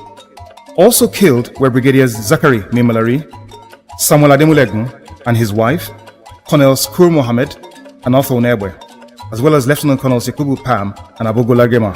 Okay, the 15th of January coup of 1966 was actually a shock to everyone, nonetheless me, because that was my birthday. By the 12th or 13th of that January, the Prime Minister requested that my dad would cut short his leave and return back to Lagos. So all we thought was it would be a short-lived thing and he would join us to continue the family get-together, and it's also time for him to be able to reach out to the communities that he serves. So he didn't come back. The coup happened. The pronouncement of their death was shrouded. It was not like it was announced that they're dead. We were told that they're missing. And so for many months, it was hoping that they will come back. But that didn't happen. Because his dead body was brought a year after for burial by the military. And the military brought his body to Saple and were arranged for his burial. Emeka Okpara had been playing host to the visiting head of state of Cyprus, Archbishop Macarius, at the time of the coup, and was in fact accompanying his guests to the airport when they noticed unusual movements by soldiers at the airport. After Emma Okpara and Sir Kanu Ibiam saw off the state visitor, the soldiers at the airport insisted on riding in the Premier's car back to the State House. However, both Emma Okpara and his orderly chastised them, which seemed to discourage them. Dr. Okpara and Sir Ibiam by now began to sense danger afoot and returned hastily to their respective residences. On arrival at State House, Emma Okpara became fully aware of the coup attempt and was spirited out by his staff to safety. The soldiers that had previously attempted to forcefully enter his vehicle arrived State House shortly after his departure. Emma Okpara was later to realize his good fortune. The vehicle the soldiers had been traveling in had had a flat tire en route from the airport, when in fact he had been one of those marked for assassination. Terrible, terrible feeling and terrible time. You know, the army surrounded the premises. And then government house. At that time, the coup took place. And they said they had come to kill my husband as they killed Akintola and others. I don't know. God, I think God, as I have said at the beginning, God's hand was on that man. He was young then. He was there. When they surrounded the premises, in order to kill everybody inside. Miraculously, we saw they dispersed. We saw nobody. We saw nobody at all. There had been a Commonwealth conference in Lagos. And Archbishop Macarius decided to visit Dr. Okpara in Enugu. So he was with him. And yes, one story says they didn't, because of the presence of a foreign head of state, they didn't want to take the chances of killing the head of state of a foreign country. There's the other story, of course, that the people who were to do the coup didn't get there on time. By the time they got themselves ready, it was daybreak. A whole lot of anti-Igbo people, of course, said that there was a conspiracy not to do any coup in Enugu, that the Igbos conspired, which is not true. But no matter whichever happened, I think we thank God for saving his life.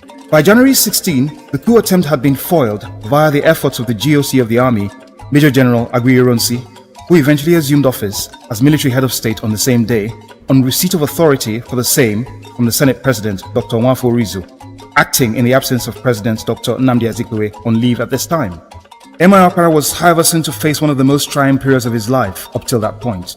On resumption of power, the Ironsi regime had ordered the arrest and detention of several politicians. Emma Okpara was one of those marked for arrest. A large police detachment from Lagos arrived at his family home at Umuigwe and arrested his father, Okpara Asonya, effectively holding him hostage until his son presented himself. Incensed by this, MI stormed the police headquarters in Lagos and presented himself, while berating the police for what he described as cowardly and inhumane action. First on March 5, 1966, he was placed in detention, firstly at the Enugu prison and subsequently at the Warri prison. MI was grateful to Chief Giwa Osage, the Federal Director of Prisons, for sparing him the humiliation of being held in the region he had ruled as Premier. And then later on, they came and took him. They came and took him alone with Ibiam. At that time, Ibiam was governor. He was to remain in detention for 5 months until August 1966, after another set of events. The Ironsi regime had in May 1966 promulgated the Unification Decree, effectively making Nigeria a unitary state. This, alongside the perceived delay in trying the January 15th coup plotters, sparked riots in the north and the killings of eastern Nigerians. There were once again murmurs in the army that soon became loud bursts of gunfire. On July 29, 1966, with the widespread killing of soldiers of eastern Nigerian origin in several military installations across the country, in a coup led by officers of northern origin. By August 1st, the situation became tragically clear. Major General Ironsi and his host at the time, Colonel Adekunle Fajui, the military governor of the Western region, had been assassinated, and a new head of state, Lieutenant Colonel, later Major General Yakubu Gowon, assumed office on August 1st, 1966. The Gowon regime ordered the immediate release of detained politicians, one of whom was Dr. Michael Okpara. At that time, I had become, as I told you earlier, from Sir Mebu's insistence, legal advisor to Emeka as military governor of Eastern Nigeria. And I had to deal with Okpara, who was in custody in Warri, I believe it was. And the arrangements for his release after the second coup, Nigerian coup, in July 1966, I was in charge of the arrangements, as it were. And he was released using the instrumentality of his kinsman, Bob Umwago. He returned home to Umuegwu, where he was received into the warm embrace of his relieved wife and family. I remember one of my father's friends came in and said, "Don't worry, the IG is giving instructions that they have to be safe." And the IG at that time was actually a Hausa man. His name is Kamsalem. Yeah, that Kamsalem said that nobody should touch them and that they are safe where they are. And then this chap then said to my mother, "Your husband is probably safer there than in your house, so let him stay there. When the time is right, we'll make arrangement for you to go and visit him in the prison." But that they're being looked after and they're very well treated. But when they were released from the police, they all had beards. They all had, because they couldn't shave, and I remember both of them, the pictures.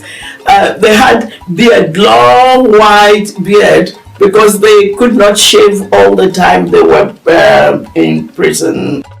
The family's ordeal was finally over, at least for a time. A political crisis on the national stage soon escalated. Lieutenant Colonel Emeka Ogochukwu, military governor of the Eastern region, refused to recognize the Gowon regime on grounds that the assassination of Major General Ironsi had not been confirmed, and further contending that Brigadier Babafemi Ogundipe, as the most senior officer, ought to have succeeded Ironsi. The impasse escalated with attempts at resolution via a constitutional conference at Lagos in September 1966 and a series of peace conferences at Ibri, Ghana, convened by General Ankara, the military head of state of Ghana. The latter saw an agreement reached from which the Nigerian side subsequently resiled. An economic blockade was imposed after the Eastern Region government ceased the remittance of funds to the federal government. On May 27, 1967, the Eastern Consultative Assembly at Enugu moved for secession of the Eastern Region, and on the same date, the federal government promulgated a state creation decree creating 12 new states, of which 3 new states, the Central Eastern, Rivers, and Southeastern states, were carved from the old Eastern Region. The Republic of Biafra was declared on May 30, 1967. The federal government ordered a police action. A few days later, on July 6, 1967, the Nigerian army began an advance into Biafran territory via its northern borders. The Nigerian Civil War had begun. Okpara was once again a witness to these unfolding events. He had been greatly troubled by both coups of 1966 and deplored all the killings which he saw as unnecessary and immoral. In particular, he was distraught by the killing of the Prime Minister and his friend and colleague, Chief Festus Okotiebo.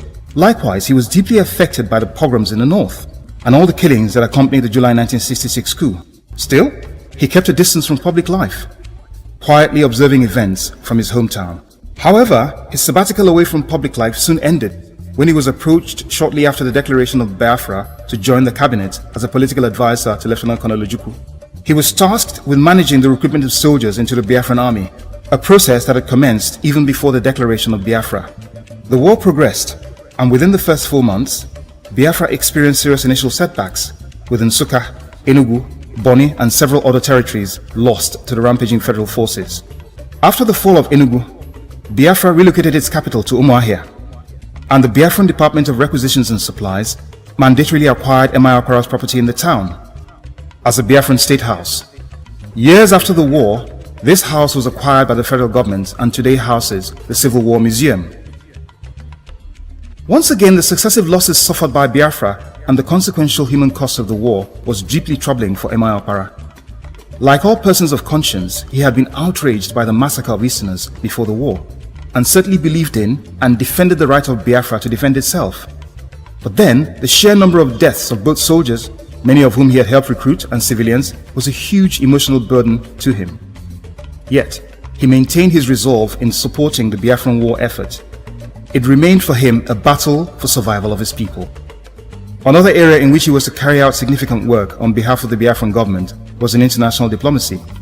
He led delegations to the Ivorian, Tanzanian, Gabonese and Zambian governments, and by the end of 1968, the efforts of himself and colleagues like Sir Louis Mbanefo, Dr. Ifeigweke, Professor Kenneth Dike, Eni Njoku and a number of others led to the granting of recognition to Biafra by the said governments. The war nonetheless progressed, with grim consequences for the embattled nation. Biafra continued to lose territory to the Nigerian advance, and by the beginning of 1969, air raids by the Nigerian Air Force racked up civilian casualties. Hunger was widespread, and the sight of Kwashiorkor rabbit children dying daily in their hundreds was commonplace. During these months, Dr. Okpara inevitably experienced the anguish of seeing all of the fruits of the labor of himself and his predecessors in government virtually destroyed before their very eyes. Industries and infrastructure that had taken years and effort to build were largely destroyed in a few months. The proud, vibrant population of the eastern region was largely reduced to starving, desperate and battled humanity. He could still marvel at the resilience and determination of his people, despite being faced with incredible odds, no question. However, the tragic cul-de-sac into which they had been forced, by no fault of their own, caused him deep and wrenching anguish. Let's put it this way, everybody had concerns about the survival of Biafra. I think it was a very difficult time for everybody. Dr. Okpara undertook to keep the spirit of civilians alive, high, by relating to them, talking to them, why they should endure all the sufferings because of the prospect of better days ahead. He did that, of course, because he had the credibility. He led a team of, former public office holders who talked, who tried to talk to communities, different communities, and convince them to hold on and to remain committed to the war. So everybody in Biafra was concerned. We were not well equipped, as you will know. But I was in the army, and when I was a platoon commander, the platoon made up of 30 people. We had less than 20 rifles. So we went into battle with people who had machetes and, nothing else. And they were able to charge on machine gun nests. Yeah, the exceptional bravery was shown in Biafra. But we were not really equipped to win the war the way we were going on about it. In the first week of January 1970, as the war encroached upon the new Biafran capital of Owerri, its third in 3 years, the Biafran government began to consider the departure of its head of state. By January 11, 1970, this became a reality. Lieutenant Colonel Ogochukwu delivered an address stating that he was leaving Biafra to seek for peace. An aircraft was prepared for his departure, and he was accompanied by a number of Biafran officials, including C.C. Mojeku, Ncheta, Colonel Alexander Madiebo, Dr. S.J. Kuki, and amongst others, Dr. Michael Okpara. The aircraft took off in the early hours of that morning, and the last sights Emeka Okpara would have of his homeland for the next 8 years were the paraffin lights on both sides of the darkened runway as the aircraft took off. An exhausted, unwell, and emotionally drained man postponed his despair by lapsing into deep sleep for the duration of the journey. His departure had not been an easy one. He'd received information, right or wrong, that he was on the list of those marked for extermination by federal troops. Once informed that he would be on the flight accompanying Ojukwu, he had tried to persuade Mrs. Okpara to accompany him. However, she vehemently refused because 2 of her sons, who had been Biafran combatants, had not been found, and she would not leave until she found them. After all his attempts to plead with her failed, she urged him to leave as she genuinely feared for his life. Most reluctantly, Emeka Okpara departed Biafra.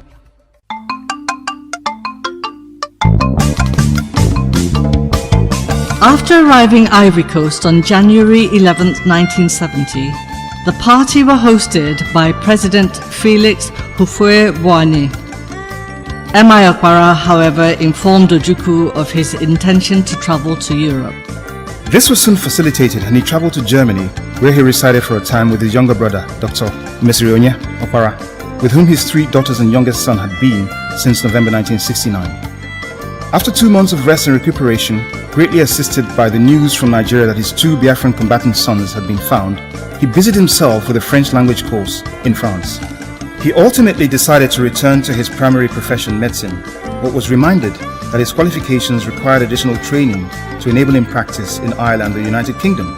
The now 54-year-old Emeka Okpara was undeterred and was admitted to Trinity College, Dublin, Ireland in September 1970 with the assistance of Arnold Smith, the Commonwealth Secretary General. His studies involved attending lectures with final year undergraduate students and some postgraduate students. His circumstances were so difficult at one stage that he had to do odd jobs just to survive while pursuing his studies. He took a course in pharmacy and qualified as a pharmacist by November 1971. His ultimate target, however, was membership of the Royal College of Physicians.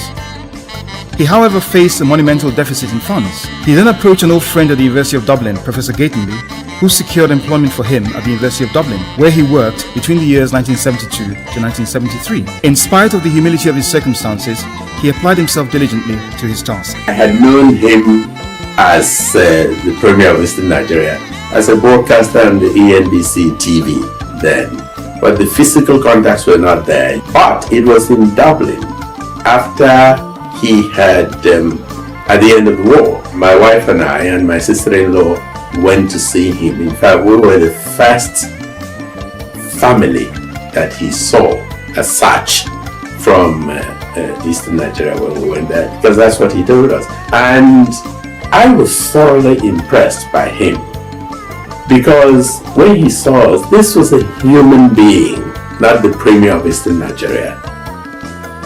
He lived in this flat, I think it was about 2 bedrooms and so on. He was working at St. James's Hospital in Dublin.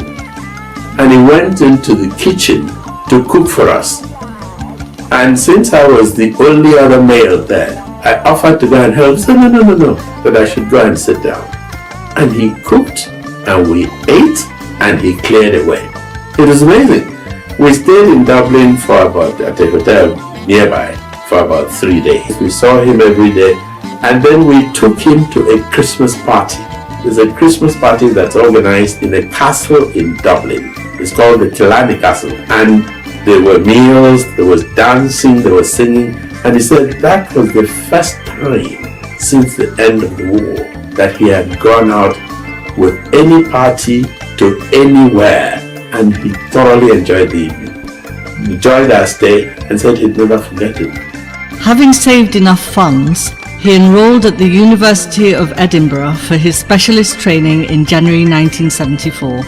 And on January 27, 1975, Dr Michael Okpara passed the examinations qualifying him for membership of the Royal College of Physicians, 27 years after qualifying as a doctor at the Yaba Higher College, and the fulfillment of a dream deferred since 1952. There was much to celebrate, and he was grateful for the support and prayers of old friends and well-wishers, including the elderly Mrs. Williams, his old school teacher, who called him regularly to encourage him during this period. His beloved wife had visited him in October 1974, ending a most difficult forced separation for this close couple. He was grateful for his wife's stoicism in his absence, holding the fort gallantly, providing maternal support for the children, while equally encouraging her husband in his time of need. In spite of the physical separation, the couple had remained deeply connected emotionally, and telephone calls and letters were invaluable channels of communication. God gave me strength, and the people too prayed for me everywhere. God gave me strength. I was farming. We have farm. I have very big farm.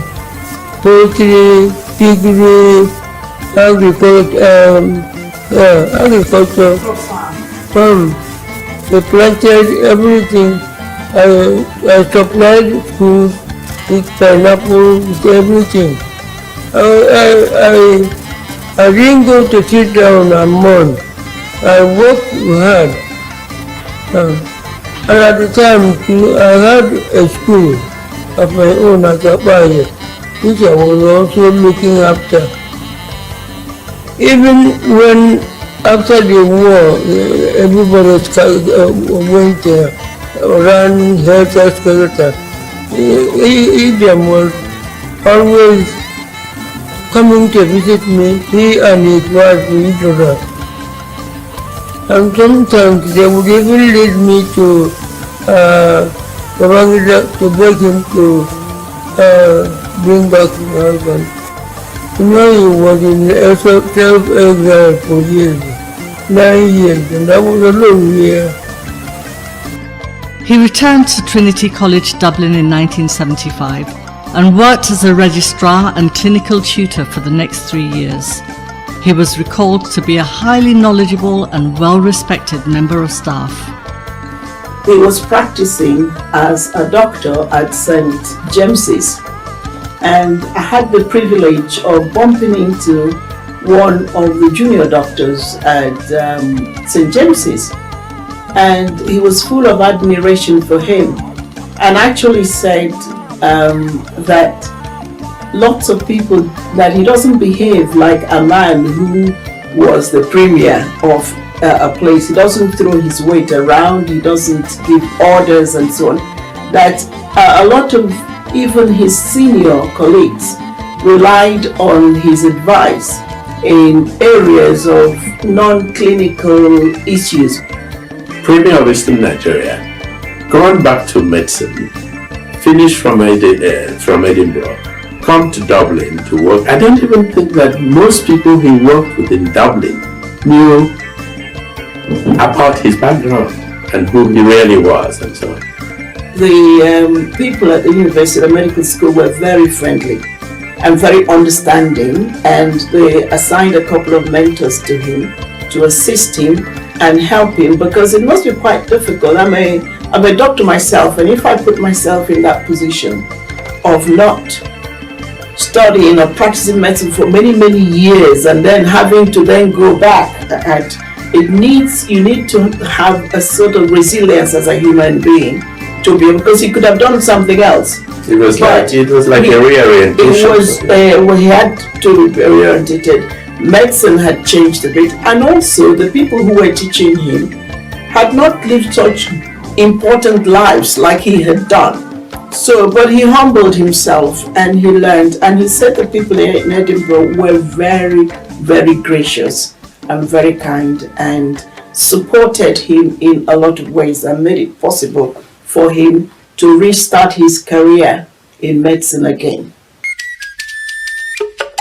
By 1978, several of his associates had been working anxiously behind the scenes to see to his return. Notable amongst these was Dr. Akanibiam, who obtained assurances of his safe return. Emeka Okpara soon prepared for return, selling off a small flat he had bought in Dublin and shipping his property back to Nigeria. His journey was scheduled through Germany, where his children were studying. He had been in touch with the Nigerian ambassador to Germany over time. However, shortly before his return, he received a shocking message from the ambassador, saying that the then head of state, Lieutenant General Obasanjo, had instructed him not to return to Nigeria, but to remain in Germany, further stating that should he return to Nigeria, it would be at his own risk. An outraged Emeka Okpara voiced his annoyance with this, outlining that he had sold his house and shipped his belongings, and he could not return to Ireland or stay in Germany. He resolved to return to Nigeria, whatever the risks were. Thus, on October 10, he boarded a flight to Lagos. On arrival, he was arrested, detained, and interrogated by the military authorities for 8 days, with their focus being on his political ambitions, the return to civilian rule having been announced at this time. The Nigerian ambassador was asked to tell him not to come back. you know. So the brave Dr. Okpara said, well, I have packed up and I'm coming home. So he defied them and came home. We were all at the airport to receive him. When he came out of the plane, there were security people to arrest him and all that. You know, so it was decided, okay, fine, what can we do about it? And then I was asked to drive. We didn't want him to go alone in the vehicle of the security people. I had a fairly good car. So I was driving it. 2 security men got in with me, and then he sat in the back. He sat with one in back, one in front, and their car followed us. So we drove to the NSO headquarters at 16 Awolowo Way in Ikoyi, and they detained him. Mrs. Okpara tirelessly shuttled through government offices seeking his release. She was at one stage asked to prevail on her husband to declare that he would not pursue a political career. However, she refused to even put the proposition to him, saying that he would countenance no such conditions. She was eventually successful on October 18, 1978, when he was released. So they released him, or they had to release him. As for his political ambitions, by his own words, all he was interested in was to come, settle down and pick up the pieces. Chief Awolowo had in fact approached him early on in 1978, dispatching Chief Bisi Onabanjo to enlist him as his vice presidential candidate. Dr. Okpara had responded politely that he was too far removed from the situation at home to make a reasoned response to this request. Dr. and Mrs. Okpara arrived in Enugu from Lagos on October 18, 1978, where a huge crowd gave him the hero's welcome he deserved. From Enugu, they moved in a motorcade to Umegu Okpala, where an even larger reception awaited him. He settled into his new home, built with a donation of friends and well-wishers, mobilized by the tireless and devoted force of nature that was Mrs. Adamu Okpara. A series of receptions followed for the next 10 days. By one account, over 100,000 people thronged his home at this time, bringing gifts of cows, goats, food and drinks, prayers, or at least an opportunity to see and touch the legend. After a few days, it got a bit too much even for the energetic Emeka Okpara, who was forced to plead with his well-wishers to give him some space to catch his breath. He now had time to take stock of the last few years and reappraise his life's goals. He enjoyed the company of his wife and family members. By now, the Okpara family had grown. With several of his children having their own families, he was now a proud grandfather and busied himself communing with his closest and dearest. His children were all well educated and settled in their various professions. Nnakenyi had studied mechanical engineering in the USA and became a respected specialist in heat transfer. Chinyere studied economics and business administration in Germany. Uzodimma studied microbiology at the University of Nigeria and later became a politician and statesman. Enyinaya and Ugonwa also trained as medical doctors at the Gießen University in Germany. And the last child, Ijoma, qualified as a dentist at Heidelberg University, also in Germany. The couple were extremely proud of their children and grandchildren, who were a source of immense joy to them. For M.I. Okpara, what was paramount in his mind was the real work he believed he was called for, his medical practice and agriculture. He dreamt of a world-class 105-bed specialist hospital in his hometown. But he first busied himself with establishing a small clinic in his old family house. And of course, our people were, the people of Umaya were so excited to receive him back home. And what did the doctor do? He opened a small clinic in his father's old house, where he was treating the villagers, literally free of charge. Was running the hospital himself. By early 1979, as the Second Republic politicians jostled for power in the transition period, Dr. Okpara was in his small clinic attending to a wide range of patients, ranging from civil servants to peasant farmers. Those close to him perceived a sense of calm and self-satisfaction about him. He was at last in his comfort zone, where his heart actually lay. Patients trooped to his clinic, not just for treatment, but sometimes just for a friendly chat with this giant of a man in size and spirit, who always had an open door for all. On December 28, 1979, at a reception of the Ohonho Welfare Union in Lagos for its illustrious son, the idea for a Michael Okpara Foundation was mooted towards pursuing charitable projects in the fields of medicine, social welfare and education. Thus, the foundation was created with the indefatigable Chief Bob Ogbago as Pro-Tem Chairman. The foundation was eventually registered in 1980 with the initial objective of constructing a medical center for its subject. The board plowed ahead diligently and true to its word. On April 4, 1981, the foundation stone of the hospital was laid at Umuegwapwala by Dr. Alex Ekweme, Nigeria's vice president at the time, accompanied by the then governor of Imo State, Mazi Sam Mbakwe. The event was chaired by Chief G.C. Mbanugo and was attended by a large number of stakeholders from all across the country. I born the Karate when he came back. He left Nigeria and after the Civil War, came back. But to age, when I remember his youth, his golden age, I cried. Okpara, who devoted his life for the culture of Igbo man. Another subject that occupied Emeka Okpara's attention was the movement for a new state out of the existing Imo state. A memorandum to the Constituent Assembly formally signaled this movement in 1978, signed by council chairmen from the old Imo state, as well as traditional rulers from each council.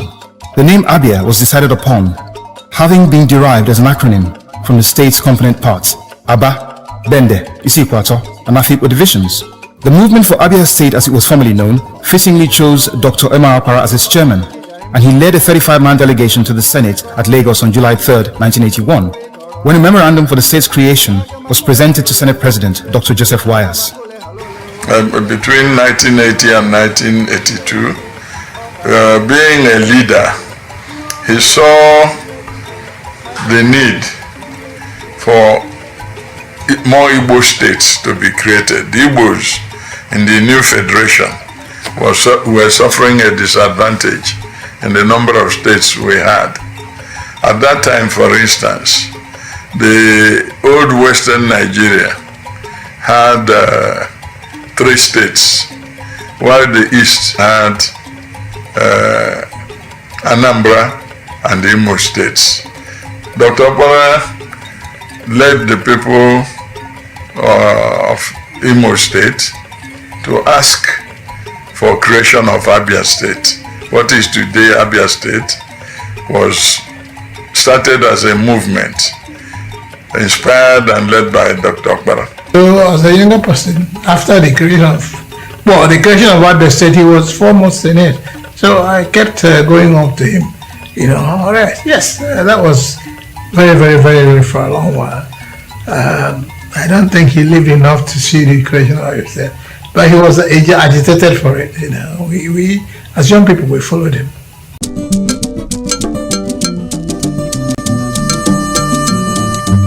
Upon his return from exile, there was feverish speculation as to his political direction. While he maintained a neutral stance for several years, he still displayed a strong emotional attachment to his former mentor, Dr. Nnamdi Azikiwe, and his new political vehicle, the Nigeria People's Party.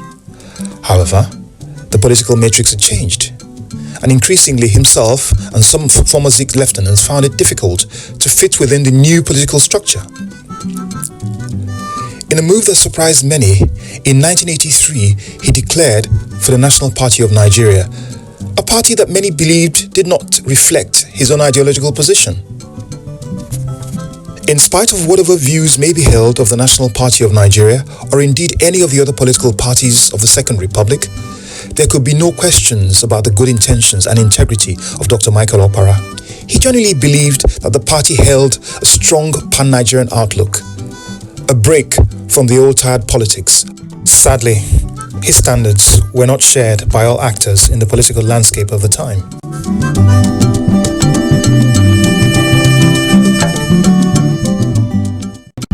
All corruption completely. And as I said, he's a very organized person. He's a medical doctor, but he brought the skills of his medical knowledge and practice into normal life. And this is part of the background where he did not play any more political role after the after the Civil War. During the Civil War, he was helped to go abroad.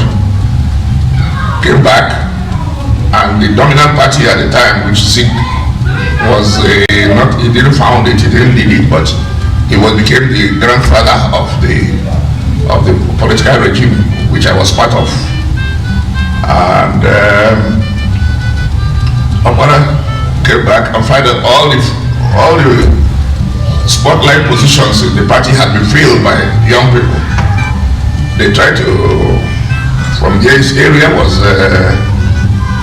younger people, they tried to accommodate him, but they couldn't tolerate him because he was a disciplined man and it was a man of vision. That generation, the love of money started coming in so much. So in frustration, he left the MPP, which was the party dominant here, Zik's party and so on, and joined the MPN. That spelled the end of his political career.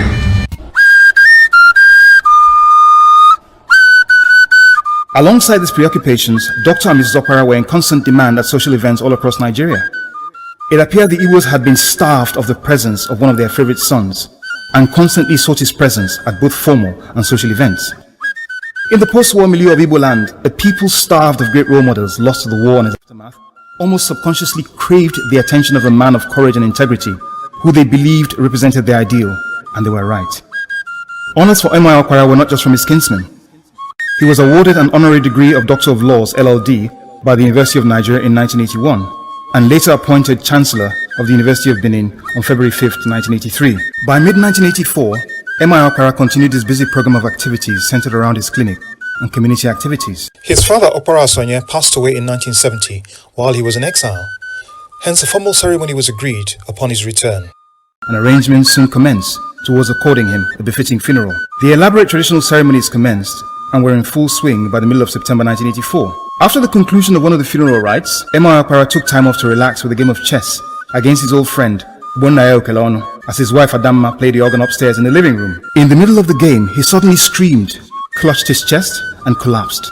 He was rushed to Queen Elizabeth Hospital, Umuahia. However, by 7 p.m. on the same day, he was pronounced dead.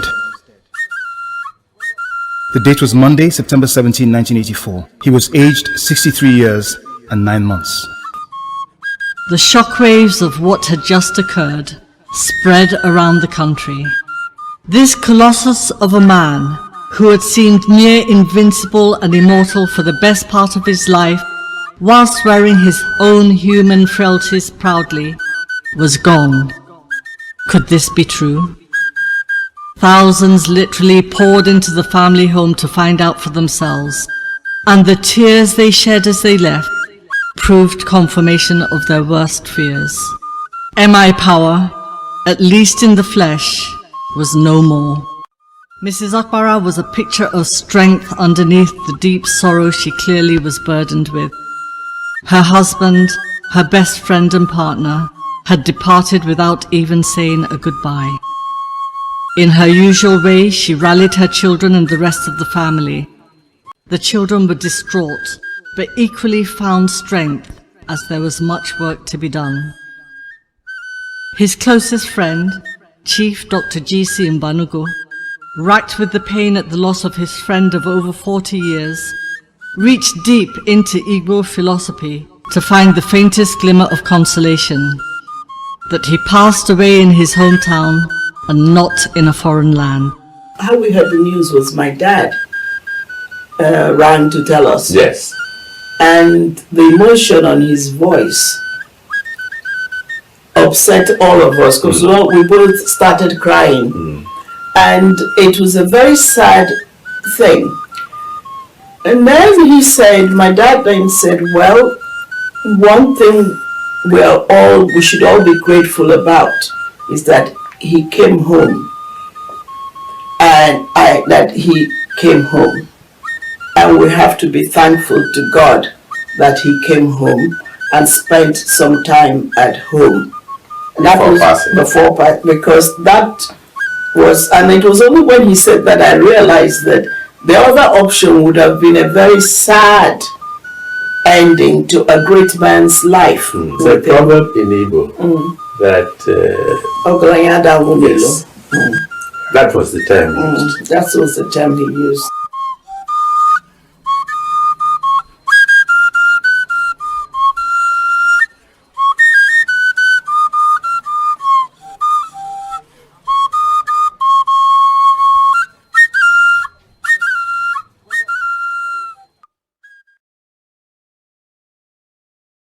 Mike was a political hero.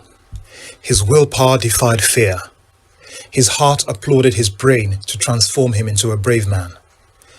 His loyalty to duty urged him to forge ahead until he had achieved his goal. His knowledge scorned compromise with incompatibility. Indeed, he was a worthy example of unparalleled political heroism.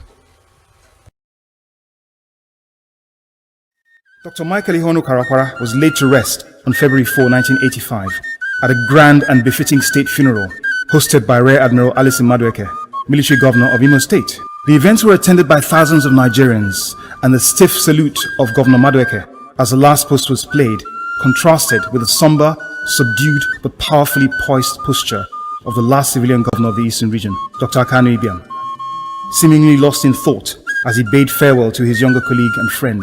Mrs. Adamu Okpara and her children equally caught a picture of dignified sobriety as they bade farewell to a great man. Michael Iheonukara Okpara was interred at Umegu Okpala, the small town that had produced a giant. In time, a mausoleum was erected at his resting place in a quiet but fitting commemoration. A great man continues to rest here. He was a dreamer, a visionary, and a practical and pragmatic person in relation to governance, and had achieved a lot. When he now saw that nothing was being done to build on what had been built before, and nothing was being done even to strike out a new path of where to go. So naturally there was a bit of that personality, but like I said, he was a believing Christian. So he said, well, God sent him, he done his own bit. Maybe that God will send another generation that will put us right.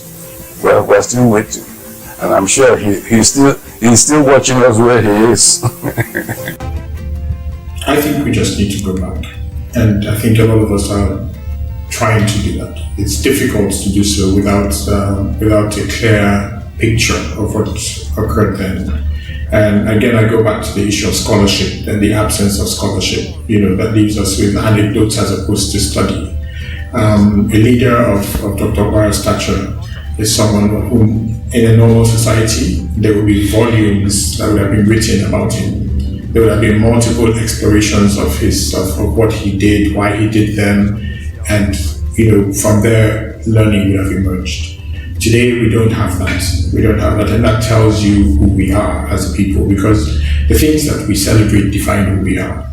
Dr. Okpara was a very forthright person.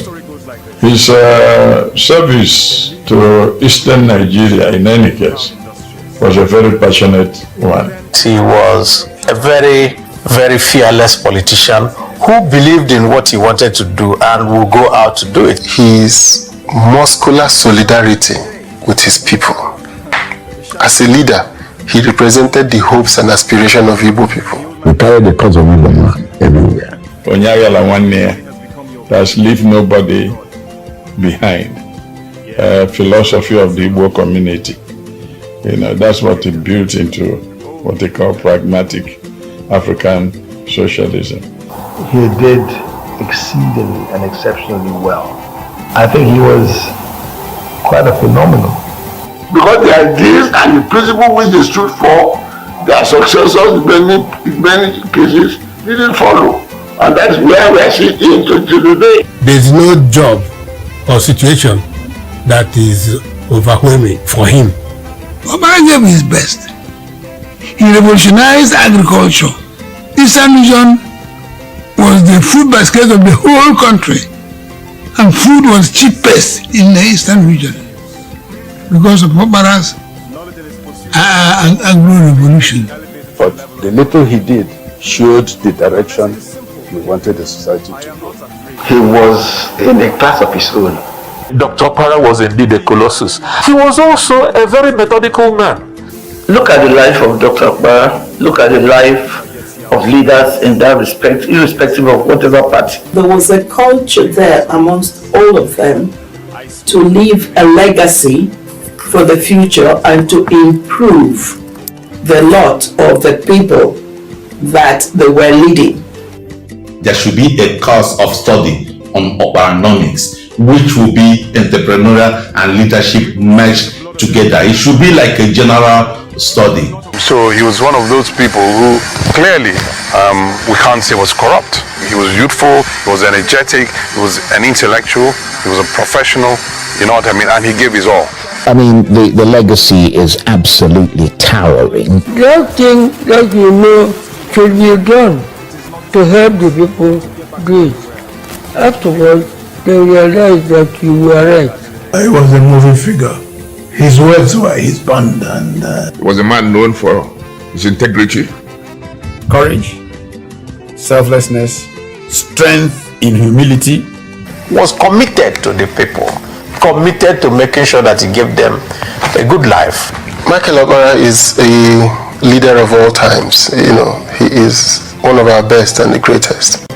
Solid, committed activism, putting himself on the line along with other people of his age and his generation, pursuing ideals that they believed in. And you ask yourself, so what do we believe in today in this country? What does a 40 or a 30-year-old believe in today? What is it that you're willing to die for? What is it you're willing to put yourself on the line for? What is it you're willing to turn your back on everything that people may offer you? Pragmatic socialism meant making choices that were pragmatic. It involved compromise, but it didn't involve the kind of compromise that was a complete and total capitulation in order to just get things. I think that these are lessons for all of us to learn in leadership. On behalf of several generations of his kinsmen and countrymen, we pay tribute today on the centenary celebration of Dr. Michael Iheonukara Okpara, GCON. We pay tribute to Ocheze Adamu Okpara, a matriarch who stood by and with M.I. Okpara through the peaks and troughs of his journey, and who equally laid her own markers on the sands of time. Thank you, M.I. Power. Onyaije Mono. Anyaije Afuzo. Obuzo Ndigbo. Agaliga nwalo na nwa. Udugu na onwe ya. History shall always vindicate the just.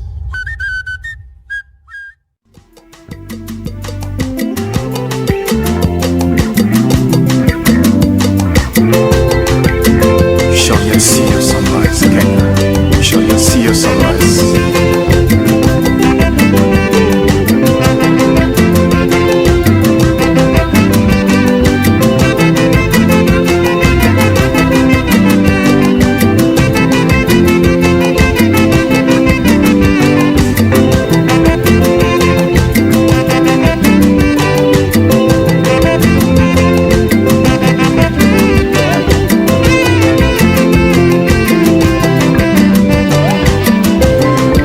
Like this.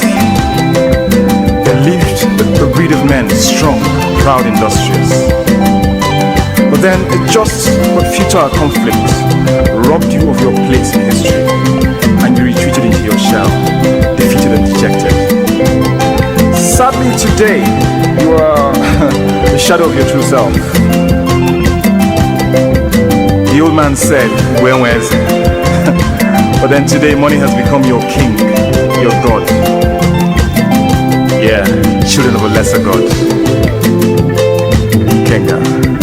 Oh, Ikenga.